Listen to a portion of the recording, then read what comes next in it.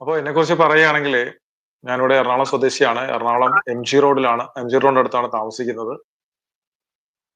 ശരിക്കും എന്റെ ഫീൽഡ് എന്ന് പറയുന്നത് ഇലക്ട്രോണിക്സ് ആൻഡ് കമ്മ്യൂണിക്കേഷൻ എഞ്ചിനീയറിംഗ് കഴിഞ്ഞതാണ്. പക്ഷെ ഇപ്പോൾ അതിലേക്ക് ഇലക്ട്രോണിക്സ് സംബന്ധമായ ബിസിനസ്സുകൾ ഉണ്ടായിരുന്നു. അത് കുറെ കാലങ്ങളായിട്ട് സ്റ്റോപ്പ് ചെയ്തിട്ട് ഇതിനോടൊപ്പം തന്നെ ഞാനൊരു കാർ റാലി ഡ്രൈവർ ആയിരുന്നു. അപ്പോൾ ആ ഒരു ക്രേസ് ഉള്ളത് കൊണ്ട് അതിൻ്റെതായ കുറെ സ്പെയറുകളുടെ ബിസിനസ്സുകളും എനിക്ക് പാരലായിട്ട് ഉണ്ടായിരുന്നു. ഇപ്പോ അതിന്റെ കാർ റേസിംഗ് വണ്ടികളുടെ അതിന്റെ സ്പെയറുകളുടെ ബിസിനസ്, പിന്നെ അതിനുവേണ്ടി വണ്ടി നിർമ്മിക്കുന്ന ഒരു ഗ്യാരേജ്, ഇങ്ങനെയുള്ള കാര്യങ്ങൾ മാത്രമാണുള്ളത്. അതും എല്ലാം എറണാകുളം ടൗണിൽ തന്നെയാണ് ഉള്ളത്. പിന്നെ വൈഫ് എന്നോടൊപ്പം ഉണ്ട്. പിന്നെ എനിക്കൊരു മകളായിരുന്നു. മകൾ നഷ്ടപ്പെട്ട കാര്യം നിങ്ങൾക്ക് പലർക്കും അറിയാം. അപ്പൊ അതിനെക്കുറിച്ചൊന്നും ഞാൻ വിശദീകരിക്കുന്നില്ല. അപ്പോ 2007 ഇവിടെ തീർച്ചയായിട്ടും 2007 നമ്മള് ഇവിടെ സദാം ഹുസൈൻ എന്ന് പറയുന്ന ഇറാഖിന്റെ ഭരണാധികാരിയെ തൂക്കിലേറ്റുണ്ടായി. അപ്പോൾ ഇറാഖ്, പാകിസ്ഥാനും അറബ് രാജ്യങ്ങളും ഉൾപ്പെടെ എല്ലാ മുസ്ലിം രാജ്യങ്ങളിലും അന്ന് സാധാരണഗതിയിൽ പ്രവർത്തിച്ചപ്പോ ഇവിടെ ഈ കേരളത്തിൽ ഭരണ പ്രതിപക്ഷങ്ങളുടെ സപ്പോർട്ട് കൂടി അന്ന് ജനുവരി 1 കാലഘട്ടത്തിലാണ് ഇങ്ങനെ സംഭവിക്കുന്നത്. അപ്പോൾ ഇത് ഒരു ആയുധമായിട്ട് എടുക്കുകയും അന്ന് കാർണിവലിനെ ഇതിന്റെ പേരിൽ തടസ്സപ്പെടുത്താൻ ശ്രമിക്കുകയും ചെയ്തു. അങ്ങനെയാണ് ശരിക്കും പറഞ്ഞാല് അതിനെതിരെ കാർണിവൽ പൈതൃക സംരക്ഷണ സമിതി എന്ന് പറഞ്ഞിട്ട് ഇത് അവിടെ കൊച്ചിയിൽ രൂപപ്പെട്ടു. പിന്നെ അത് അവിടെ 2008 കാസ എന്ന് പറയുന്ന ഒരു സംഘടനയായിട്ട് അവിടെ രജിസ്റ്റർ ചെയ്യപ്പെട്ടു. അപ്പൊ അത് ഇങ്ങനെ കുറച്ച് നാളുകൾ പ്രവർത്തിച്ചു. അത് കൊച്ചിയിൽ മാത്രം ഒതുങ്ങി നിന്നതായിരുന്നു. അത് കാലക്രമേണ ഏതാനും വർഷങ്ങൾ കഴിഞ്ഞതോടുകൂടി, 2-3 വർഷങ്ങൾ കഴിഞ്ഞതോടുകൂടി അത് പ്രവർത്തനമൊക്കെ തുറഞ്ഞില്ലാണ്ടായി. പിന്നെ അതിനുശേഷം നമ്മുടെ ജോസഫ് മാഷിന്റെ കൈ വെട്ടിയെടുത്ത ആ ഒരു കാലഘട്ടം. അപ്പോ അന്നാണ് ശരിക്കും നമ്മുടെ ഒരു നിരപരാധിയായ ഒരു മനുഷ്യന്റെ, ഒരു കഥാപാത്രത്തിന് മുഹമ്മദ് എന്ന് പേര് നൽകിയതിന്റെ പേരിൽ അദ്ദേഹത്തിന്റെ കൈ ഇസ്ലാമിക നിയമപ്രകാരം എതിർവശത്ത് നിന്നുകൊണ്ട് കൈയും കാലും വെട്ടിയുണ്ടായി. അദ്ദേഹത്തിന്റെ കൈ വെട്ടിയെടുത്തു. അപ്പൊ അന്ന് ഇവിടുത്തെ ക്രിസ്ത്യൻ സമുദായത്തിന്റെയും ഇവിടുത്തെ പ്രതിപക്ഷ പാർട്ടികളുടെയും എല്ലാം നിലപാട് എന്താണെന്നുള്ളത് നമ്മൾ കണ്ട് അന്താളിച്ച് ചിന്തിക്കുകയായിരുന്നു. എല്ലാ ക്രിസ്ത്യൻ സഭകൾക്കും നിരവധി സംഘടനകളുണ്ട്. പക്ഷെ ആ സംഘടനകളുടെ എല്ലാം നിലപാട് ആ സമയത്ത് എന്തായിരുന്നു? ഒരാൾ പോലും അദ്ദേഹത്തിന് വേണ്ടി ശബ്ദിക്കുവാൻ തയ്യാറായില്ല. ഒരു സഭകളുടെ ഭാഗത്തുനിന്നും അദ്ദേഹത്തിന് വേണ്ടി ഒരു ഇത് വന്നില്ല. അപ്പൊ ഇങ്ങനെ തുടർന്ന് വന്നൊരു പ്രശ്നങ്ങൾ വന്നപ്പോഴത്തേക്ക് ഇനി ക്രിസ്ത്യൻ സമുദായം ഇവിടെ നിലനിൽക്കണം, നമ്മുടെ സംസ്കാരം, നമ്മുടെ പൂർവികരൊക്കെ അനുഭവിച്ച ആ വിശ്വാസ സ്വാതന്ത്ര്യവും നമ്മുടെ സാമുദായിക സ്വാതന്ത്ര്യവും എല്ലാം അനുഭവിച്ച് നമുക്കിവിടെ ഈ സമുദായം ഇവിടെ നിലനിൽക്കണമെന്നുണ്ടെങ്കിൽ RSS പോലെ, ഹിന്ദുക്കൾക്ക് RSS എന്ന് പറയുന്നത് പോലെ, അതേപോലെ തന്നെ ക്രിസ്ത്യാനികൾക്ക് അതേപോലൊരു സംഘടന വേണം എന്നുള്ളൊരു തോന്നലാണ് ഈ പഴയ നിർജീവമായി പോയ ആ പഴയ കാസയെ വീണ്ടും 2018 പുനരുജ്ജീവിപ്പിച്ച് അത് 2019 കൊച്ചി കേന്ദ്രമാക്കി രജിസ്റ്റർ ചെയ്ത് കൊണ്ടുവരുന്നത്. ശരിക്കും പറഞ്ഞാൽ നമ്മുടെ ഇവിടുത്തെ കേരളത്തിലെ സാഹചര്യം നോക്കുകയാണെന്നുണ്ടെങ്കിൽ നമ്മളൊരു വലിയൊരു ശക്തിയാണ്, ക്രിസ്ത്യാനികൾ ഇവിടെ ഒരു വലിയൊരു ശക്തിയാണ്. പക്ഷെ അത് മനസ്സിലാകുന്നില്ല. ഇപ്പൊ മുസ്ലിം സമുദായം ചില ജില്ലകളിൽ മാത്രം ഇങ്ങനെ കേന്ദ്രീകരിച്ച് നിൽക്കുമ്പോൾ ക്രിസ്ത്യൻ സമുദായം എന്ന് പറഞ്ഞ വിവിധങ്ങളായിട്ടുള്ള പല ജില്ലകളിലായിട്ട് കിടക്കുകയാണ്. പലരെയും ജയിപ്പിക്കാനും അതുപോലെ തന്നെ ഉദ്ദേശിക്കുന്നവരെ തോൽപ്പിക്കാനും ക്രിസ്ത്യൻ സമുദായം വിചാരിച്ചാൽ സാധിക്കും. പക്ഷെ നമ്മുടെ ശക്തി നമ്മുടെ ആളുകൾ മനസ്സിലാക്കുന്നില്ല. നമ്മളൊക്കെ വിവിധ നാട്ടുരാജ്യങ്ങളെ പോലെ നമ്മുടെ ഓരോ സഭകളും ഇങ്ങനെ വിഘടിച്ച് നിൽക്കുകയാണ്. പരസ്പര ബന്ധമില്ലാത്ത കുറെ നാട്ടുരാജ്യം. ശരിക്കും പറഞ്ഞാല് കത്തോലിക്കർ മുതൽ പൊന്തക്കോസ്ത് വിശ്വാസികൾ വരെയുള്ള നമ്മുടെ സഭാ വിഭാഗങ്ങളിലെ ബിഷപ്പുമാരും തിരുമേനിമാരും പാസ്റ്റർമാരും എല്ലാവരും കൂടെ ഒരു മേശയുടെ ചുറ്റും ഇരുന്നു കൊണ്ട് ക്രിസ്ത്യാനികൾ ഈ കേരളത്തിൽ അല്ലെങ്കിൽ ഭാരതത്തിൽ നേരിടുന്ന ഒരു പൊതുവിഷയത്തിൽ ഏകകണ്ഠമായ ഒരു നിലപാട് സ്വീകരിക്കാമെന്നുണ്ടെങ്കിൽ ഇവിടുത്തെ ഭരണ എല്ലാവരും നമ്മൾ വിചാരിക്കുന്നിടത്ത് നിൽക്കും. നമ്മുടെ സമുദായത്തിന് അതിൻ്റെതായ മേൽക്കോയ്മ ഉണ്ടാവും. പക്ഷെ നിർഭാഗ്യവശാൽ അങ്ങനെയൊന്നും ഉണ്ടാവില്ല. എല്ലാം ചർച്ചകളിലെയും കുർബാനക്കിടയിലുള്ള പ്രസംഗങ്ങളിലും എല്ലാം മാത്രമാണ് സാഹോദര്യത്തെ കുറിച്ചൊക്കെ പറയുന്നത്. അല്ലാതെ അതിന്റെ അപ്പുറത്തേക്ക് ഒരു സാഹോദര്യം ഇല്ല. അപ്പൊ അങ്ങനെ വന്നപ്പോഴത്തേക്കാണ് എല്ലാ സഭകളിലെയും, ഇപ്പൊ യഹോവ സാക്ഷികൾ ഒഴികെയുള്ള എല്ലാ സഭകളിലെയും സഭാവിശ്വാസികളെ ഒരു കുടക്കീഴിൽ കൊണ്ടുവരണം എന്നുള്ള ഒരു ആശയം വരുന്നത്. ഒരു ക്രിസ്ത്യൻ ബ്രദർഹുഡ്. ശരിക്കും പറഞ്ഞാല് കാസയുടെ ഒരു ജില്ലാ കമ്മിറ്റിയിൽ ഓർത്തഡോക്സുകാരൻ, പള്ളിത്തർക്കത്തിന്റെ പേരിൽ പരസ്പരം കലഹിക്കുന്ന ഓർത്തഡോക്സുകാരൻ സെക്രട്ടറിയാണ്, യാക്കോബ കാരൻ പ്രസിഡന്റാണ്. അപ്പൊ അവർക്കിടയിലെ അങ്ങനെ പള്ളി തർക്കോ വിഷയവും അതിനകത്തില്ല. അതേപോലെ തന്നെ ഇവിടെ എറണാകുളം അങ്കമാലി അതിരൂപതയിൽ എങ്ങോട്ട് തിരിഞ്ഞിരുന്ന് കുർബാന ചൊല്ലണം എന്ന് പറഞ്ഞുകൊണ്ട് പരസ്പരം തമ്മിൽ പ്രശ്നങ്ങൾ ഉണ്ടാക്കുന്ന ഔദ്യോഗിക വിഭാഗക്കാരനും വിമതനും ഞങ്ങളുടെ സംഘടനകളിലെ കമ്മിറ്റികളിൽ ഒരു പ്രശ്നവുമില്ലാതെ പ്രവർത്തിക്കുന്നുണ്ട്. അതുപോലെ തന്നെ ഇപ്പോ ഇവിടെ നോർത്ത് ഇന്ത്യയിലൊക്കെ പെന്തക്കോസ്ത് സഭാവിശ്വാസികളുടെ നേരെ എന്തെങ്കിലും ആക്രമണങ്ങളൊക്കെ ഉണ്ടായാൽ ഇവിടെ കേരളത്തിൽ ഭയങ്കര പ്രശ്നങ്ങളാണ്. അതായത് കേരളത്തിലെ കത്തോലിക്കരായിരിക്കും അതിനു വേണ്ടിയിട്ട് ആദ്യം ശബ്ദിക്കുക.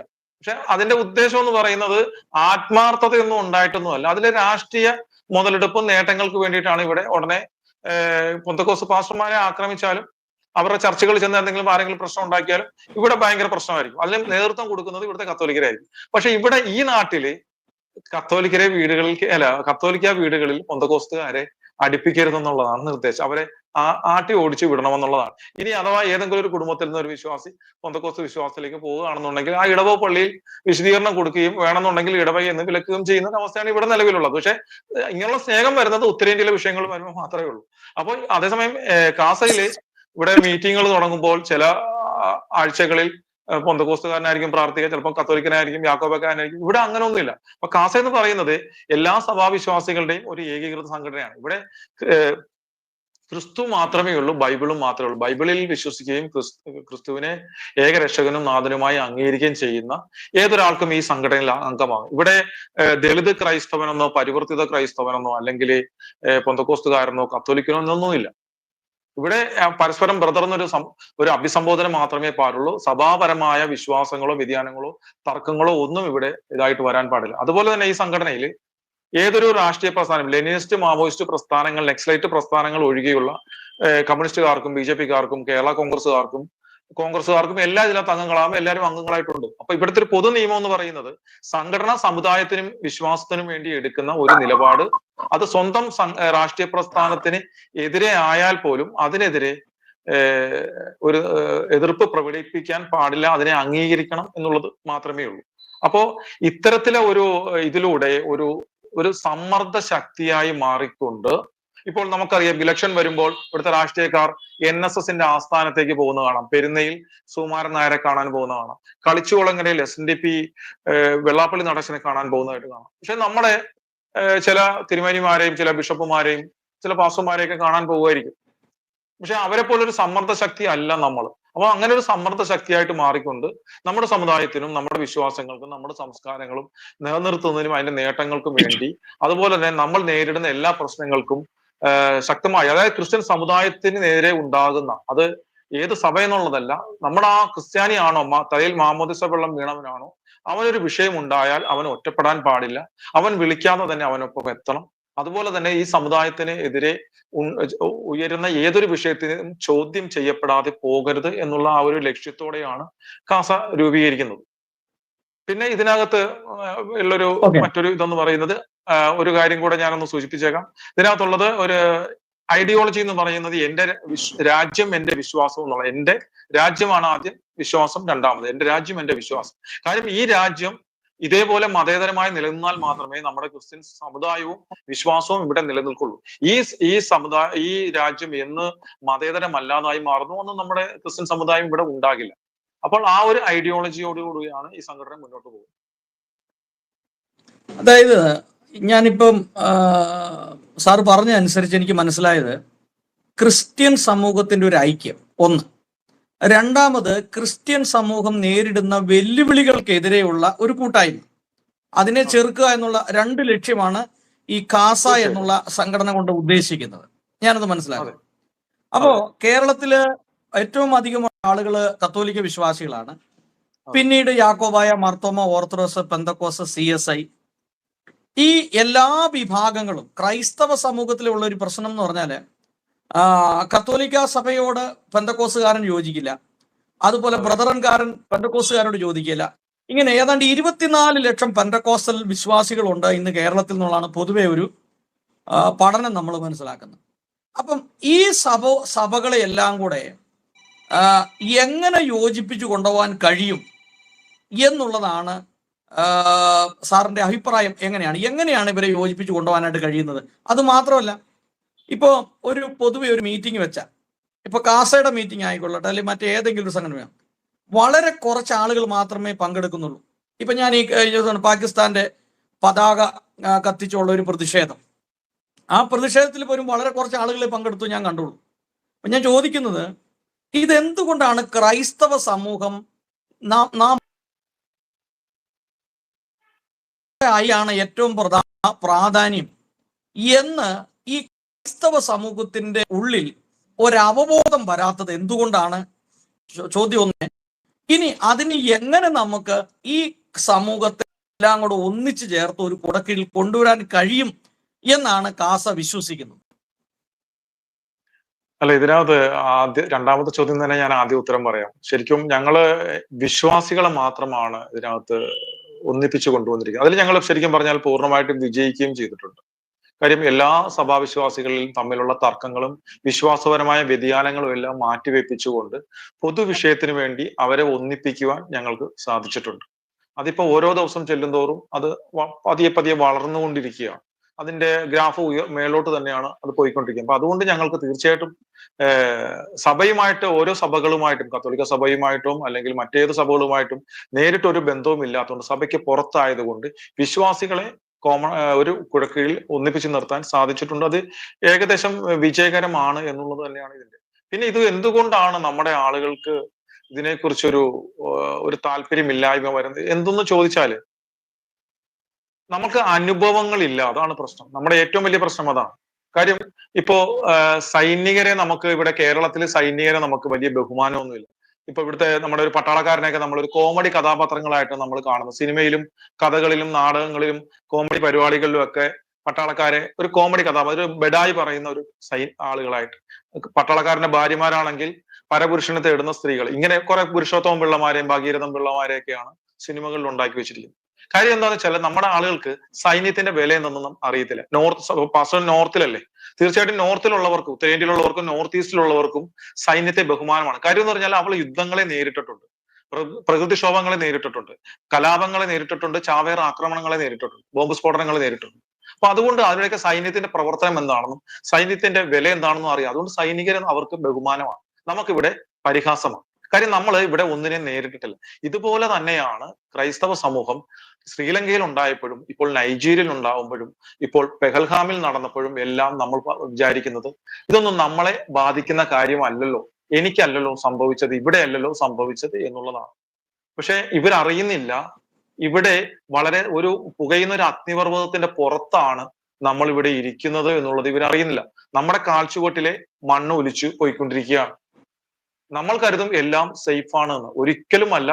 നമ്മളൊരു പുകയുന്ന അഗ്നിപർവ്വതത്തിന്റെ മുകളിലാണ് ഇരിക്കുന്നത്.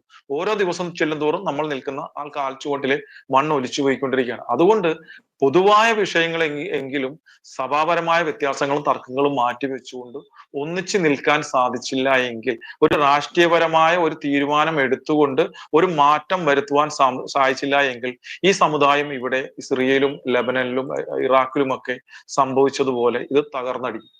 അപ്പോൾ അതിന് അനുവദിക്കരുത്. ഇപ്പൊ നമ്മുടെ പൂർവികർ ധൈര്യപൂർവ്വം മുന്നിട്ടിറങ്ങി കുറെ കാര്യങ്ങൾ ചെയ്തു വെച്ചത് കൊണ്ടാണ് നമ്മൾക്ക് ഇന്നും പലതും നമുക്ക് അനുഭവിക്കാൻ സാധിക്കുന്നത്. അപ്പം നമ്മളെ പോലെ അലസരായിട്ട് നിന്നിരുന്നെങ്കിൽ തീർച്ചയായിട്ടും നമുക്ക് അതിന് സാധിക്കുമായിരുന്നില്ല. അപ്പൊ അതുകൊണ്ടാണ് നമ്മൾക്ക് ഈ കാലഘട്ടത്തിൽ നമ്മൾക്ക് ഓരോരുത്തർക്കും ചെയ്യാൻ പറ്റുന്ന കാര്യങ്ങൾ നാം ചെയ്യുക. അതിനുവേണ്ടി നാം ഇറങ്ങിത്തിരിക്കുക. അതിന് ഭയപ്പെടരുത്. നമ്മളെ നയിക്കുന്നത് നമ്മുടെ കർത്താവായ യേശു ക്രിസ്തുവാണ്. ഓക്കെ, അവിടെ ഒരു ശകല റേഞ്ചിന്റെ പ്രശ്നം ഉണ്ടെന്ന് തോന്നുന്നു. ചെറുതായിട്ട് പതറിയാണ് കേൾക്കുന്നത്. ഒരു മിനിറ്റ്. അവിടെ ഒരു അല്പം റേഞ്ചിന്റെ പ്രശ്നം ഉണ്ടെന്നൊരു ഒരു തോന്നൽ എനിക്ക് തോന്നുന്നു. കാരണം നമ്മള് വൈഫൈ കണക്ഷൻ ഉണ്ടല്ലോ അല്ലേ? വൈഫൈയിലാണ് പോയിക്കൊണ്ടിരിക്കുന്നത്. ഓക്കെ, ഞാനിപ്പോ വൈഫൈയിലേക്ക് ആക്കിയിട്ടുണ്ട്. മഴയാണ്. ഇപ്പം നമ്മൾ ഓരോ പോയിന്റുകൾ തീർത്താ പോകുന്നത്. കാരണം ഇന്ന് തീർന്നില്ല, നമുക്ക് അടുത്ത ദിവസം ബാക്കി ചെയ്യാം. നമ്മൾ ആ പറയുന്ന കാര്യം ഒന്ന് ക്ലിയർ ആണ്. അപ്പം ഞാൻ ഇതിന്ന് മനസ്സിലാക്കിയത്, ക്രൈസ്തവ സമൂഹത്തിന് ഒരു വെല്ലുവിളി ഉണ്ട്. അത് ആരിൽ നിന്നോ ഉണ്ട്. അതുകൊണ്ടാണ് ഈ സംഘടനയുള്ള സംസാരത്തിൽ നിന്ന് മനസ്സിലായത്. അപ്പൊ യഥാർത്ഥത്തിൽ ഒരു ക്രൈസ്തവ സമൂഹം ഇന്ന് കേരളത്തിൽ നേരിടുന്ന വെല്ലുവിളി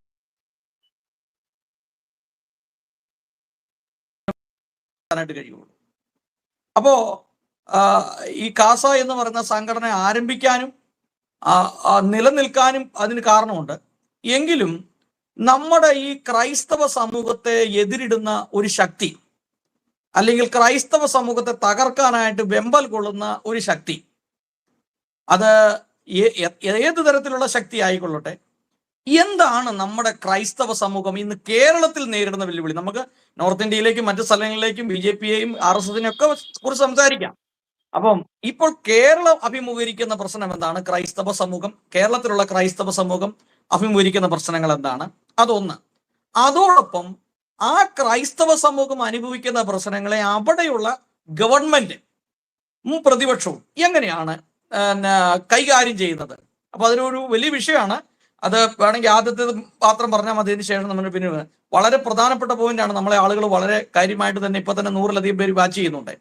അപ്പം ഞാൻ ചോദിച്ചതാണ്, നമ്മൾ നേരിടുന്ന ക്രൈസ്തവ സമൂഹം നേരിടുന്ന വെല്ലുവിളി എന്താണ്? അത് ആരിൽ നിന്നാണ് നേരിടുന്നത്? അതിനെ ക്രൈസ്തവ സമൂഹത്തോട് ഭരണപക്ഷവും പ്രതിപക്ഷവും കാണിക്കുന്ന ഇരട്ടത്താപ്പ് എന്താണ്? ശരിക്കും പറഞ്ഞു കഴിഞ്ഞാൽ നമ്മൾ കേരളത്തെ സംബന്ധിച്ചുള്ള പറയുകയാണെന്നുണ്ടെങ്കിൽ നമ്മൾ സമസ്ത മേഖലകളിൽ നിന്ന് നമ്മൾ പുറന്തള്ളപ്പെട്ടിരിക്കുക.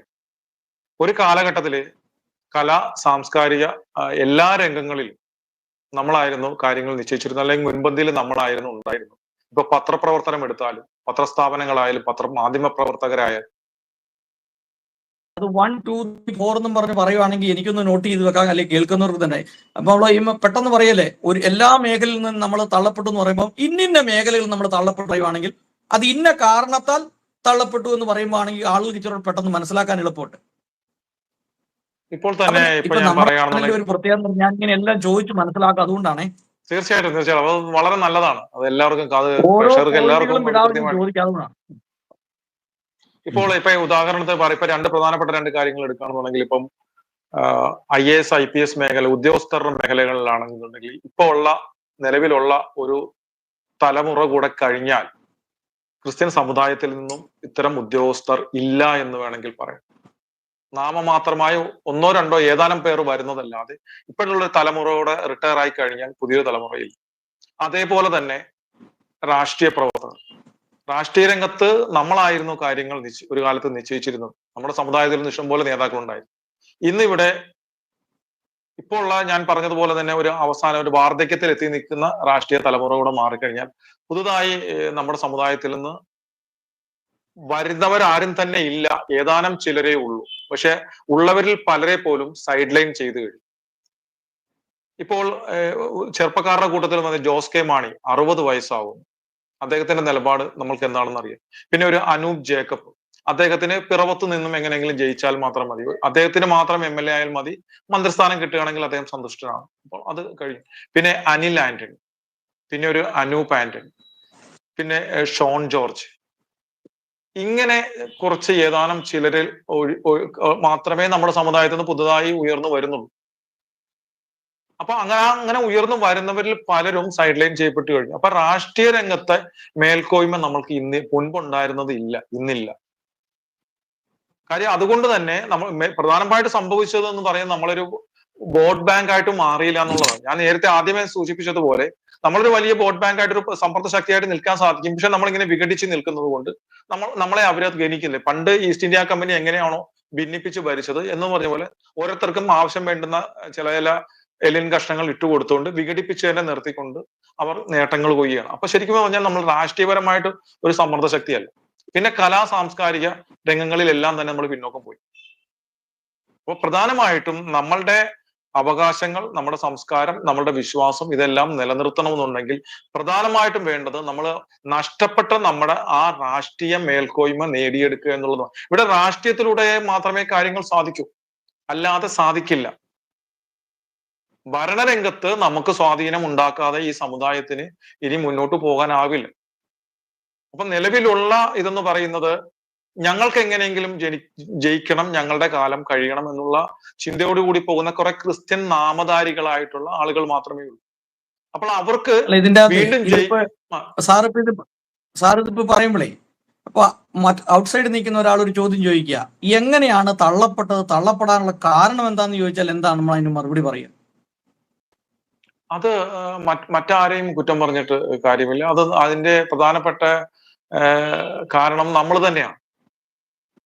പലരും പല കാര്യങ്ങൾ അതിനകത്ത് പുരോഹിത വർഗം ഇതിനെ രാഷ്ട്രീയത്തെ ഉപയോഗിച്ചിട്ടുണ്ട്, പല കാര്യങ്ങൾക്ക് വേണ്ടി ഉപയോഗിച്ചിട്ടുണ്ട്. അതുപോലെ തന്നെ അവരവരുടെ സ്വാർത്ഥ ലാഭങ്ങൾക്ക് വേണ്ടിയിട്ട് സ്വാർത്ഥതയാണ് ഇതിനകത്ത് പ്രധാനമായിട്ട് ഉണ്ടായത്. പിന്നെ നമ്മുടെ ക്രിസ്ത്യാനികളുടെ പറയുമ്പോഴുള്ള ഒരു സ്ഥായിയായ ഒരു സ്വഭാവമുണ്ട്, ഞണ്ടിന്റെ സ്വഭാവം. കൂടെയുള്ളവനെ കയറി പോകാൻ അനുവദിക്കാതെ അവനെ താഴേക്ക് പിടിച്ചു വലിച്ചിടുക, ആ രീതിയിലാണ്. അങ്ങനെയുള്ള ശരിക്കും പറഞ്ഞാൽ നമ്മുടെ സമുദായത്തിന് ചില മോശം പ്രവണതകളുടെ ബലം തന്നെയാണ് നമുക്ക് ഈ രാഷ്ട്രീയ മേൽക്കോയ്മ നഷ്ടപ്പെട്ടു പോയത്. കാര്യം ഞാൻ മാത്രമേ ഉയർന്നു വരാവുള്ളൂ, അല്ലെങ്കിൽ എന്റെ വീട്ടിൽ നിന്നുള്ള എന്റെ അടുത്ത തലമുറ മാത്രമേ വരാവുള്ളൂ, വേറൊരുത്തന് ഉയർന്നു വരാൻ പാടില്ല എന്നുള്ള ആ ഒരു ചിന്താഗതി വന്നതാണ് ശരിക്കും നമ്മുടെ സമുദായത്തിന് പറ്റിയത്. ഇപ്പോൾ ഏതെങ്കിലും രാഷ്ട്രീയ പ്രസ്ഥാനത്തിൽ നമ്മുടെ തന്നെ ക്രിസ്ത്യാനികൾ ആളുണ്ടെങ്കിൽ പുതുതായിട്ട് ഒരുത്തൻ ആ പാർട്ടിയിലേക്ക് കടന്നു വരുന്നതിനെ നിലവിൽ അവിടെ ഉള്ള ക്രിസ്ത്യാനികൾ ഇഷ്ടപ്പെടുന്നില്ല. കാര്യം അവൻ നന്നായിട്ട് പ്രവർത്തിച്ചാൽ എന്റെ സ്ഥാനം പോകുമെന്നുള്ളതാണ് ചിന്ത.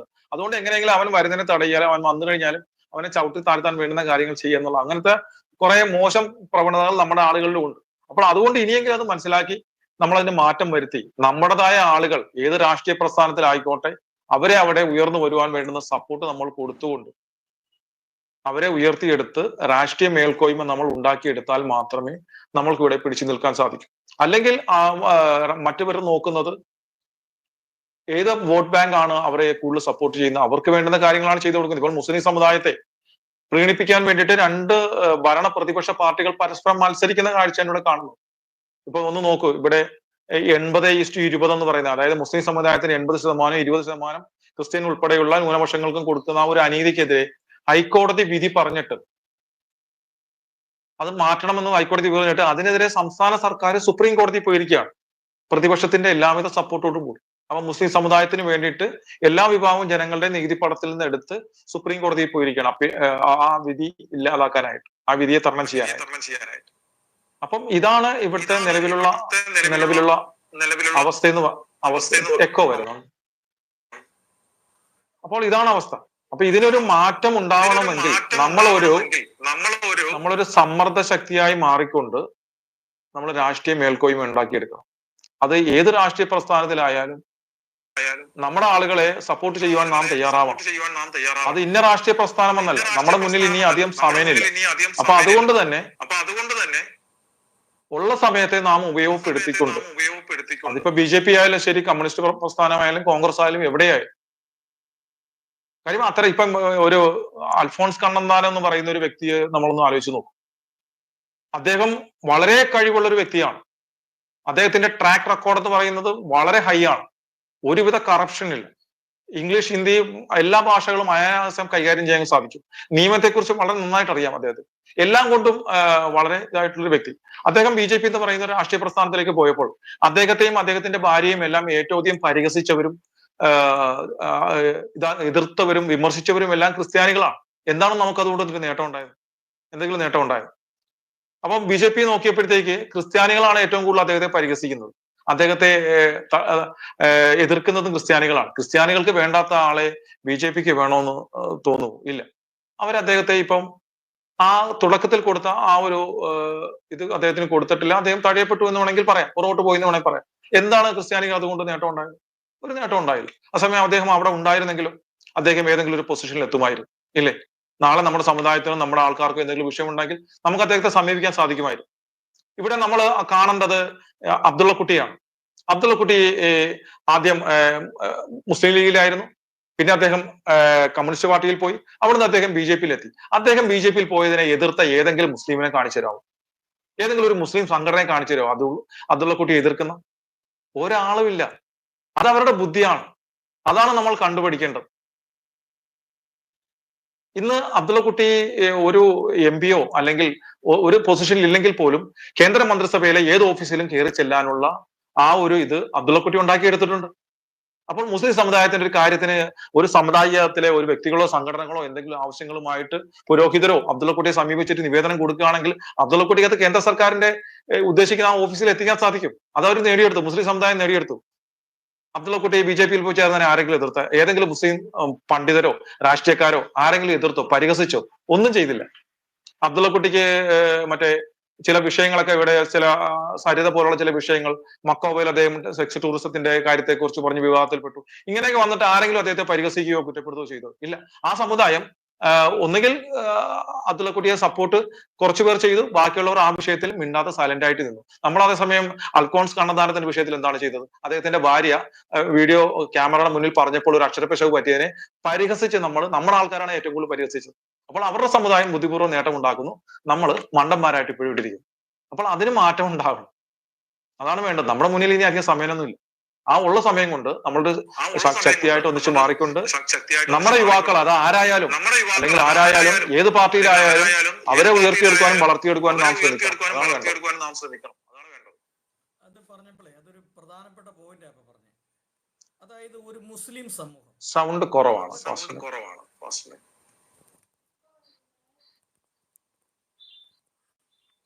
ഇപ്പൊ കേക്കാവോ?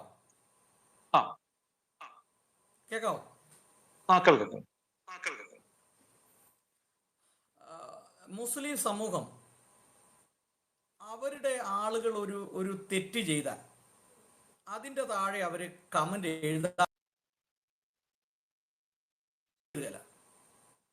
അതേസമയം മറ്റൊരാൾ ആണ് എഴുതുന്നെങ്കിൽ അവരതിന് അഭിപ്രായം പറയും. അപ്പൊ ഏത് രീതിയിൽ നോക്കിയാലും ക്രൈസ്തവ സമൂഹത്തിനുള്ളതിനേക്കാൾ കൂടുതൽ യൂണിറ്റി അവർക്കുണ്ട്. അതിൽ അവരെ അംഗീകരിച്ചു കൊടുത്തേ പറ്റുള്ളൂ. രണ്ടാമത്തെ ഒരു കാര്യം, അവരുടെ അവകാശങ്ങൾ ചോദിച്ചു വാങ്ങിക്കാൻ അവര് അത്യുത്സാഹികളാണ്. അതിനൊരു സിമ്പിൾ ഉദാഹരണം ഞാൻ പറയാം. ഈ ഉത്തർപ്രദേശിൽ 75 ജില്ലയുണ്ട്. ഈ BJPയുടെ മൈനോറിറ്റി മോർച്ച എന്ന് പറയുന്ന ഒരു സംഘടനയുണ്ട്. ആ 75 ജില്ലകളിലും 70 ജില്ലകളിലും ഈ BJPയുടെ മൈനോറിറ്റി മോർച്ചയുടെ പ്രസിഡന്റുമാര് മുസ്ലിം സഹോദരങ്ങളാണ്. എന്താണ് കാരണം? അവരുടെ അവകാശങ്ങളെ അവർ ചോദിച്ചു മേടിക്കുകയാണ്. അപ്പൊ അതിൻ്റെ അകത്തൊരു വലിയ ഒരു പോയിന്റ്. അപ്പം കെവിൻ സാർ പറഞ്ഞ അത് പ്രധാനപ്പെട്ട ഒരു പോയിന്റാണ്. നമ്മുടെ ഉള്ളിൽ ഒരു ഐക്യത കണ്ടെത്താനായിട്ട് കഴിയുന്നില്ല. അപ്പൊ അതൊരു കറക്റ്റ് കാര്യമാണ്. ഞാൻ ചോദിക്കുന്നത്, ഇപ്പൊ പറഞ്ഞല്ലോ നമ്മളെല്ലാ മേഖലയും തഴയപ്പെടുകയാണ്. അപ്പോൾ നമ്മളോടുള്ള ക്രൈസ്തവ സമൂഹത്തോടുള്ള ഇപ്പോൾ ഭരിക്കുന്ന കമ്മ്യൂണിസ്റ്റ് പാർട്ടിയുടെയും പ്രതിപക്ഷത്തിരിക്കുന്ന കോൺഗ്രസ് പാർട്ടിയുടെയും സമീപനം എന്താണ്? അവരുടെ സമീപനം തികച്ചും അവഗണന മാത്രമേ ഉള്ളൂ. കഴിഞ്ഞ ഒരു അവസാനത്തെ 10 വർഷം എടുക്കുകയാണെന്നുണ്ടെങ്കിൽ കേരളത്തിനുള്ളിൽ നടന്ന ഒരു വിഷയത്തിൽ പോലും ക്രിസ്ത്യൻ സമുദായം, അത് സഭാ റീത്ത് വ്യത്യാസമില്ലാതെ ക്രിസ്ത്യൻ സമുദായം നേരിട്ടിട്ടുള്ള ഒരു വിഷയത്തിൽ പോലും അവർ ന്യായം നമ്മുടെ ഭാഗത്താണെങ്കിൽ പോലും നമ്മൾക്കൊപ്പം അവർ നിന്നിട്ടില്ല. ഇപ്പൊ ഏറ്റവും ഒടുവിൽ ഡൽഹിയിൽ നടന്ന സുരക്ഷാ കാരണങ്ങളാൽ തലേ ദിവസം ഹനുമാൻ ജയന്തിയുടെ ശോഭയാത്രയ്ക്ക് പെർമിഷൻ കൊടുത്തില്ല. പിറ്റേ ദിവസം കുരുത്തോല പ്രദർശനം നടക്കുന്നു, ഓശാന ഞായറാഴ്ച. അതിനെ അനുമതി കൊടുത്തില്ല എന്ന് പറഞ്ഞുകൊണ്ട് അത് ഇവിടെ കേരളത്തിൽ വലിയ വിവാദമൊക്കെ ആക്കി, വളരെ ചർച്ചയും ഒക്കെ ആക്കി. അതേസമയം അതിന്റെ പിറ്റേ ദിവസം ഇവിടെ ദുഃഖവെള്ളിയാഴ്ച ദിവസം തൊമ്മൻകുത്ത് എന്ന് പറയുന്ന സ്ഥലത്ത് അവിടെ പള്ളിയുടെ കൈവശം ഇരിക്കുന്ന ഭൂമിയിലേക്ക് കുരിശിന്റെ വഴി നടത്തിയിട്ട് അതിനെ തടഞ്ഞപ്പോൾ ഇവരാരും ശബ്ദിച്ചില്ല. ശരിക്കും പറഞ്ഞാൽ ക്രിസ്ത്യാനികളെ പൊട്ടന്മാരാക്കുകയാണ് ഈ രണ്ട് ഭരണ പ്രതിപക്ഷങ്ങൾ, ഇപ്പൊ UDF ആയാലും അത് LDF ആയാലും ഇവിടെ ചെയ്തുകൊണ്ടിരിക്കുന്നത്. പക്ഷെ നമ്മുടെ പരമ്പരാഗത ഒരു രാഷ്ട്രീയമുണ്ട്. നമ്മൾ വളരെ പരമ്പരാഗതമായിട്ട് നമ്മുടെ ആളുകളൊക്കെ പറയും, ഞാൻ മരിച്ചാലും മരിക്കുന്നവരെ ഞാൻ കൈപ്പത്തിക്ക് മാത്രമേ കുത്തു, അല്ലെ ചുറ്റികാരിവാളിന് മാത്രമേ ചെയ്യൂ. ഇങ്ങനെയൊക്കെ ചിന്തിക്കുന്ന ഒരു രാഷ്ട്രീയ അടിമകൾ ആയി നമ്മൾ മാറിയിട്ടുണ്ട് എന്നുള്ള അവർക്ക് ഉത്തമ ബോധ്യമുണ്ട്. അപ്പൊ അതുകൊണ്ട് തന്നെ പരമ്പരാഗതമായി നമ്മൾ അവർക്ക് ചെയ്യുമെന്നുള്ളൊരു ബോധ്യമുള്ളത് കൊണ്ട് തന്നെ നമ്മളെ അവർ അവഗണിക്കുകയാണ്. സമയമാകുമ്പോൾ നമ്മുടെ കുറെ ആളുകളെയൊക്കെ പോയി അവരുടെ വാസസ്ഥലങ്ങളിലൊക്കെ പോയി കണ്ട് ഒന്ന് കെട്ടിപ്പിടിച്ചു, 2 പ്രസ്താവനയൊക്കെ നടത്തി, അല്ലെങ്കിൽ ക്രിസ്മസ് ആകുമ്പോൾ കുറച്ച് കേക്കുമായിട്ട് പോയി, ഇങ്ങനെയൊക്കെ കുറെ ഗിമ്മിക്കുകളെല്ലാം കാണിച്ചു കഴിയുമ്പോൾ ഇലക്ഷൻ അടുക്കുമ്പോൾ എങ്ങനെയൊക്കെ ചവിട്ടി തേച്ചെന്ന് പറഞ്ഞാലും ഇവർ ഇപ്പൊ കോൺഗ്രസിനായാലും കമ്മ്യൂണിസ്റ്റിനായാലും വോട്ട് ചെയ്തുകൊള്ളൂ എന്നുള്ള ഒരു വിശ്വാസം കൊണ്ട് ഇവർ ശരിക്കും പറഞ്ഞാൽ ക്രിസ്ത്യാനികളെ അത് ഏത് സഭകളായാലും അവരെ അവഗണിക്കുക മാത്രമാണ് ഇവർ ചെയ്തിട്ടുള്ളത്. ഒരു വിഷയത്തിൽ പോലും, ഒരൊറ്റ വിഷയത്തിൽ പോലും ഇവര് ഈ കഴിഞ്ഞ 10 വർഷത്തിനുള്ളിൽ കേരളത്തിൽ നടന്ന ഒരു വിഷയത്തിൽ പോലും ഇവർ ക്രിസ്ത്യാനികൾക്കൊപ്പം നിന്നിട്ടില്ല. അത് ന്യായം ക്രിസ്ത്യാനികളുടെ ഭാഗത്തായിട്ടായാലും, അത് ഭൗതികമായ ആക്രമണങ്ങളായാലും, ആനുകൂല്യങ്ങളുടെ കാര്യത്തിലായാലും, നമ്മുടെ വിശ്വാസങ്ങളെ തേജോവധം ചെയ്യുന്ന കാര്യത്തിലായാലും, ഏതൊരു വിഷയത്തിലായാലും. ഇപ്പോൾ ഇവിടുന്ന് രാഷ്ട്രീയക്കാര് മണിപ്പൂരിലേക്ക് പോയി, മണിപ്പൂരിൽ പോയി അവിടെ ക്ഷേമം അന്വേഷിക്കാനൊക്കെ പോയി. 3700 കിലോമീറ്റർ അകലെയുള്ള മണിപ്പൂരിലേക്ക് പോയി. പക്ഷെ എന്നാൽ 70 കിലോമീറ്റർ അകലെയുള്ള അമൽജ്യോതി കോളേജ് അടിച്ച് തകർത്തപ്പോഴത്തേക്ക് അവിടെ ഇവരാരും പോയില്ല. ഇത് നിസ്കാര മുറിയുടെ പേരിൽ നിർമ്മല കോളേജിൽ വിഷയമുണ്ടായപ്പോഴത്തേക്ക് പോയില്ല. എന്തിന് തൊട്ടടുത്ത് കിടക്കുന്ന മുനമ്പത്ത് ഇപ്പൊ ഒരു വിഷയമുണ്ടായിട്ട് അവിടം സന്ദർശിച്ചിട്ടില്ല. പക്ഷെ ഇവരൊക്കെ മണിപ്പൂർ പോയി. അപ്പൊ ഇപ്പൊ രാഷ്ട്രീയ നേട്ടത്തിനും സ്വന്തം നിലനിൽപ്പിനും വേണ്ടിയിട്ട് ക്രിസ്ത്യൻ സമുദായത്തിലെ ഉൾപ്പെടെയുള്ളവർ ഈ കോൺഗ്രസിലും കമ്മ്യൂണിസ്റ്റും കേരള കോൺഗ്രസിലും ഇരുന്നു കൊണ്ട് മുസ്ലിങ്ങളെയും കൂടെ പ്രീണിപ്പിക്കാൻ വേണ്ടിയിട്ട് അവരെ പ്രീണിപ്പിച്ചാൽ മാത്രമേ ഇവർക്ക് നിലനിൽപ്പുള്ളൂ. കാര്യം ഇവർക്ക് സ്വന്തമായിട്ട് ആ പാർട്ടി, ശരിക്കും പറഞ്ഞാൽ ഇപ്പൊ ഈ ഇവിടുത്തെ കമ്മ്യൂണിസ്റ്റ് പാർട്ടിയിലായാലും കോൺഗ്രസിലായാലും കാര്യങ്ങൾ തീരുമാനിക്കുന്നത് പൊളിറ്റിക്കൽ ഇസ്ലാം തന്നെയാണ്. അത് തുറന്നു പറയാതിരിക്കാനാവില്ല. ഇനി 2026 ഒരു ഭരണം, അത് LDF ഭരിച്ചാലും UDF ഭരിച്ചാലും ഭരണത്തിന്റെ നിയന്ത്രണം മുസ്ലിങ്ങളുടെ കയ്യിലായിരിക്കും. അതാണ് ഇവിടെ സംഭവിക്കാൻ പോകുന്നത്. അപ്പോ പ്രതിപക്ഷ നിരയിൽ ഇരുന്നിട്ടായാൽ പോലും നമ്മുടെ വിഷയങ്ങൾക്ക് വേണ്ടി ശബ്ദിക്കാൻ കഴിയുന്ന ഒരു 3-4 MLA-മാരെ, ഞാൻ ക്രിസ്ത്യാനിയാണ്, ഞാൻ മതേതരനല്ല, ഞാൻ ഉള്ളിന്റെ ഉള്ളിൽ ക്രിസ്ത്യാനിയാണ്, പക്ഷെ ഞാൻ എല്ലാവർക്കും വേണ്ടി എന്ന പോലെ എന്റെ സമുദായത്തിന് വേണ്ടി ഞാൻ ശബ്ദിക്കുമെന്ന് പറയുന്ന MLA-മാരെ നാം ഉണ്ടാക്കിയെടുക്കണം. അല്ലാതെ ഇപ്പൊ പരമ്പരാഗതമായിട്ട് ഇപ്പൊ കോൺഗ്രസ്സുകാരുടെ ഒരു വിചാരം ക്രിസ്ത്യാനികൾ കോൺഗ്രസിന് വോട്ട് ചെയ്ത് കൊള്ളും എന്നുള്ളൊരു ഒരു മിഥ്യാധാരണയാണ്. ആ ധാരണ മാറണം. അപ്പോൾ ഇപ്പോൾ അതുകൊണ്ട് മാത്രമാണ് അവർ നമ്മളെ ചവിട്ടിത്തേക്കുന്നത്. ഇപ്പോൾ ഇവിടെ കാണിക്കുന്ന ഈ സ്നേഹമെല്ലാം കപടതയാണ്. ഇവര് ഉത്തരേന്ത്യയിൽ നടക്കുന്ന അല്ലെങ്കിൽ നോർത്ത് ഈസ്റ്റിൽ നടക്കുന്ന വിഷയങ്ങൾ ഇവിടെ കൊണ്ട് പെരുപ്പിച്ച്, ഞാൻ അതിന്റെ ഏറ്റവും ഒടുവിലത്തെ ഉദാഹരണമാണ് ഞാൻ ഈ പറഞ്ഞത്. ഡൽഹിയിലെ വിഷയത്തിന്റെ പേരിൽ പ്രതികരിച്ചവർ 3-ാമത്തെ ദിവസം തൊമ്മൻകുത്തിൽ ദുഃഖവെള്ളിയാഴ്ച ദിവസം കുരിശിന്റെ വഴി നടന്നപ്പോൾ പോലീസ് തടഞ്ഞതിനെ പ്രതിപക്ഷത്തെ ഏതെങ്കിലും VD സതീശനോ അല്ലെങ്കിൽ KPCC പ്രസിഡന്റോ ആരെങ്കിലും, ജോസ് കെ മാണി ആരെങ്കിലും അതിനെ എതിർത്തു? ഇല്ല. അവർക്കൊപ്പം നിന്നോ? അവിടെ ഒന്നുമില്ല, കുരിശ് സ്ഥാപിക്കാൻ പോയതല്ല, പള്ളിയിൽ ഇരുന്ന ക്രൂശിത രൂപവുമായിട്ട് വൈദികന്റെ നേതൃത്വത്തിൽ കുരിശിന്റെ വഴി നടന്നതാണ്. അപ്പോൾ ഇതാണ് ഇവിടെ കാണിക്കുന്നത്. ശരിക്കും ഇവിടുത്തെ ക്രിസ്ത്യാനികളെ പൊട്ടന്മാരാക്കി അവരുടെ ആ രാഷ്ട്രീയ അടിമത്തത്തിൽ തളച്ചിടാൻ വേണ്ടുന്നുള്ള കാര്യങ്ങൾ മാത്രമാണ് നടത്തുന്നത്, അല്ലാതെ മറ്റൊന്നുമില്ല. ഇതിന് ചില സഭകളിലെ മത മേലധ്യക്ഷന്മാരുടെ സഹായം ഉണ്ട് താനും. ഈ കോൺഗ്രസിലെ MP-മാർ ചതിയന്മാരാണ് എന്ന് ഞാൻ മനസ്സിലാക്കിയത് മുനമ്പം വിഷയവുമായി ബന്ധപ്പെട്ട് പാർലമെന്റിൽ അവർ നടത്തിയ പ്രസ്താവനയിലാണ്. അതായത് ക്രൈസ്തവ സമൂഹത്തിന്റെ വോട്ട് വാങ്ങിച്ച് ചെയ്ത ഹൈബി ഈഡൻ പോലും അതിഘോരമായ രീതിയിൽ ബാധിക്കുന്നത് കണ്ടു വഖഫ് ബോർഡ് വിഷയവുമായി ബന്ധപ്പെട്ട്. അപ്പോൾ അന്ന് മനസ്സിലാക്കിയ ഒരു വലിയ സംഭവം സത്യമാണ്, ഈ കോൺഗ്രസ് MP-മാരെല്ലാം ഈ കേരളത്തിലുള്ളവർ ക്രിസ്ത്യാനികൾക്ക് ശത്രുക്കളാണ്, ക്രിസ്ത്യാനികളോട് എതിരാണെന്നുള്ളൊരു ബോധ്യം എല്ലാ ജനങ്ങൾക്കും എത്തിയിട്ടുണ്ട്. അതുകൊണ്ട് മുനമ്പം നിവാസികൾ പറഞ്ഞു, ഹൈബി ഈഡന് കൊടുക്കേണ്ടത് ചൂലുകൊണ്ടാണ് മറുപടി കൊടുക്കേണ്ടത്, ചാണകം കോരി തലയിൽ ഒഴിക്കണം എന്നൊക്കെ പറഞ്ഞ ഒരു വലിയ പ്രസ്താവനയൊക്കെ ഉണ്ടായി.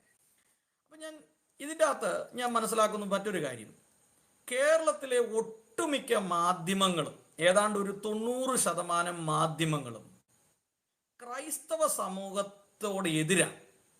അത് മാത്രമല്ല, ക്രൈസ്തവർ അല്ലെങ്കിൽ ഹിന്ദുക്കളെ ഒരു ഭീകരമായി ചിത്രീകരിക്കുകയും ഹിന്ദുക്കൾ അല്ലെങ്കിൽ ഹിന്ദു സമൂഹം, ചില സംഘടനകൾ ക്രൈസ്തവർക്ക് ശത്രുക്കളാണ് എന്നവർ ബോധപൂർവം പ്രചരിപ്പിക്കുകയും ഒരു ഇസ്ലാമിസ്റ്റുകൾക്ക് നല്ലൊരു പ്രീണനം കൊടുക്കുകയും ചെയ്യുന്ന ഒരു സമീപനമുണ്ട്. അത് ഓരോ ചാനലുകളും വളരെ സസൂക്ഷ്മം ശ്രദ്ധിച്ചാൽ നമുക്ക് കൃത്യമായിട്ട് മനസ്സിലാവും. അങ്ങനെ ഒരു അവസ്ഥ കേരളത്തിലുണ്ടോ മാധ്യമങ്ങളുടെ ഭാഗത്തു നിന്ന്? തീർച്ചയായിട്ടും അത് 100% അങ്ങനെ തന്നെയാണ്. കാര്യം നിഷ്പക്ഷമായിട്ട് നിൽക്കുന്ന മാധ്യമം ഒന്നും തന്നെ ഇവിടെയില്ല. കാര്യം പല മാധ്യമങ്ങളെയും ഇവിടെ നിയന്ത്രിക്കുന്നതും അത് പണ്ട് കാലങ്ങളിൽ ചാനൽ മുതലാളിമാർക്കാണ് ഫണ്ട് പോലുള്ള കാര്യങ്ങൾ കൊടുത്ത് എക്കോ വരുന്നുണ്ട് എടുത്ത് കൊടുത്ത് അവരുടെ രീതിയിലേക്ക് കൊണ്ടുവന്നിരുന്നെങ്കിൽ ഇന്ന് ചാനൽ സംഘം സഞ്ചരിക്കുന്ന എക്കോ വരുന്നുണ്ടോ? എക്കോ വരുന്നുണ്ടോ? എന്നാ ഒന്ന് എക്സിറ്റ് ചെയ്തിട്ട് കയറാമോ? ഓക്കെ, ഒന്ന് എക്സിറ്റ് ചെയ്തിട്ട് കയറാമെങ്കിൽ അത് ശരിയായിക്കോളൂ.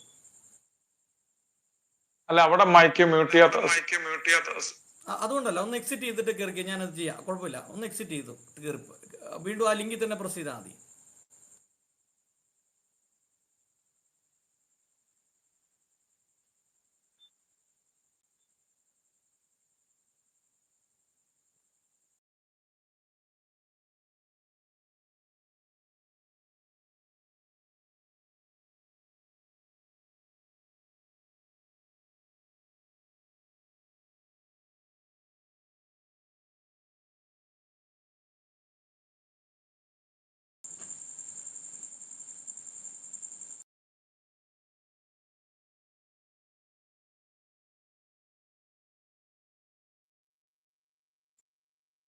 ആയിരുന്നു അവരെ സ്വാധീനിക്കുന്നവരുടെ ഫണ്ട് എത്തിയിരുന്നെങ്കിൽ ഇന്ന് ക്യാമറാമാനും ന്യൂസ് റീഡർക്കും എന്തിന് ക്യാമറ സംഘം സഞ്ചരിക്കുന്ന വാഹനത്തിന്റെ ഡ്രൈവർക്ക് വരെ പണം എത്തുകയാണ്.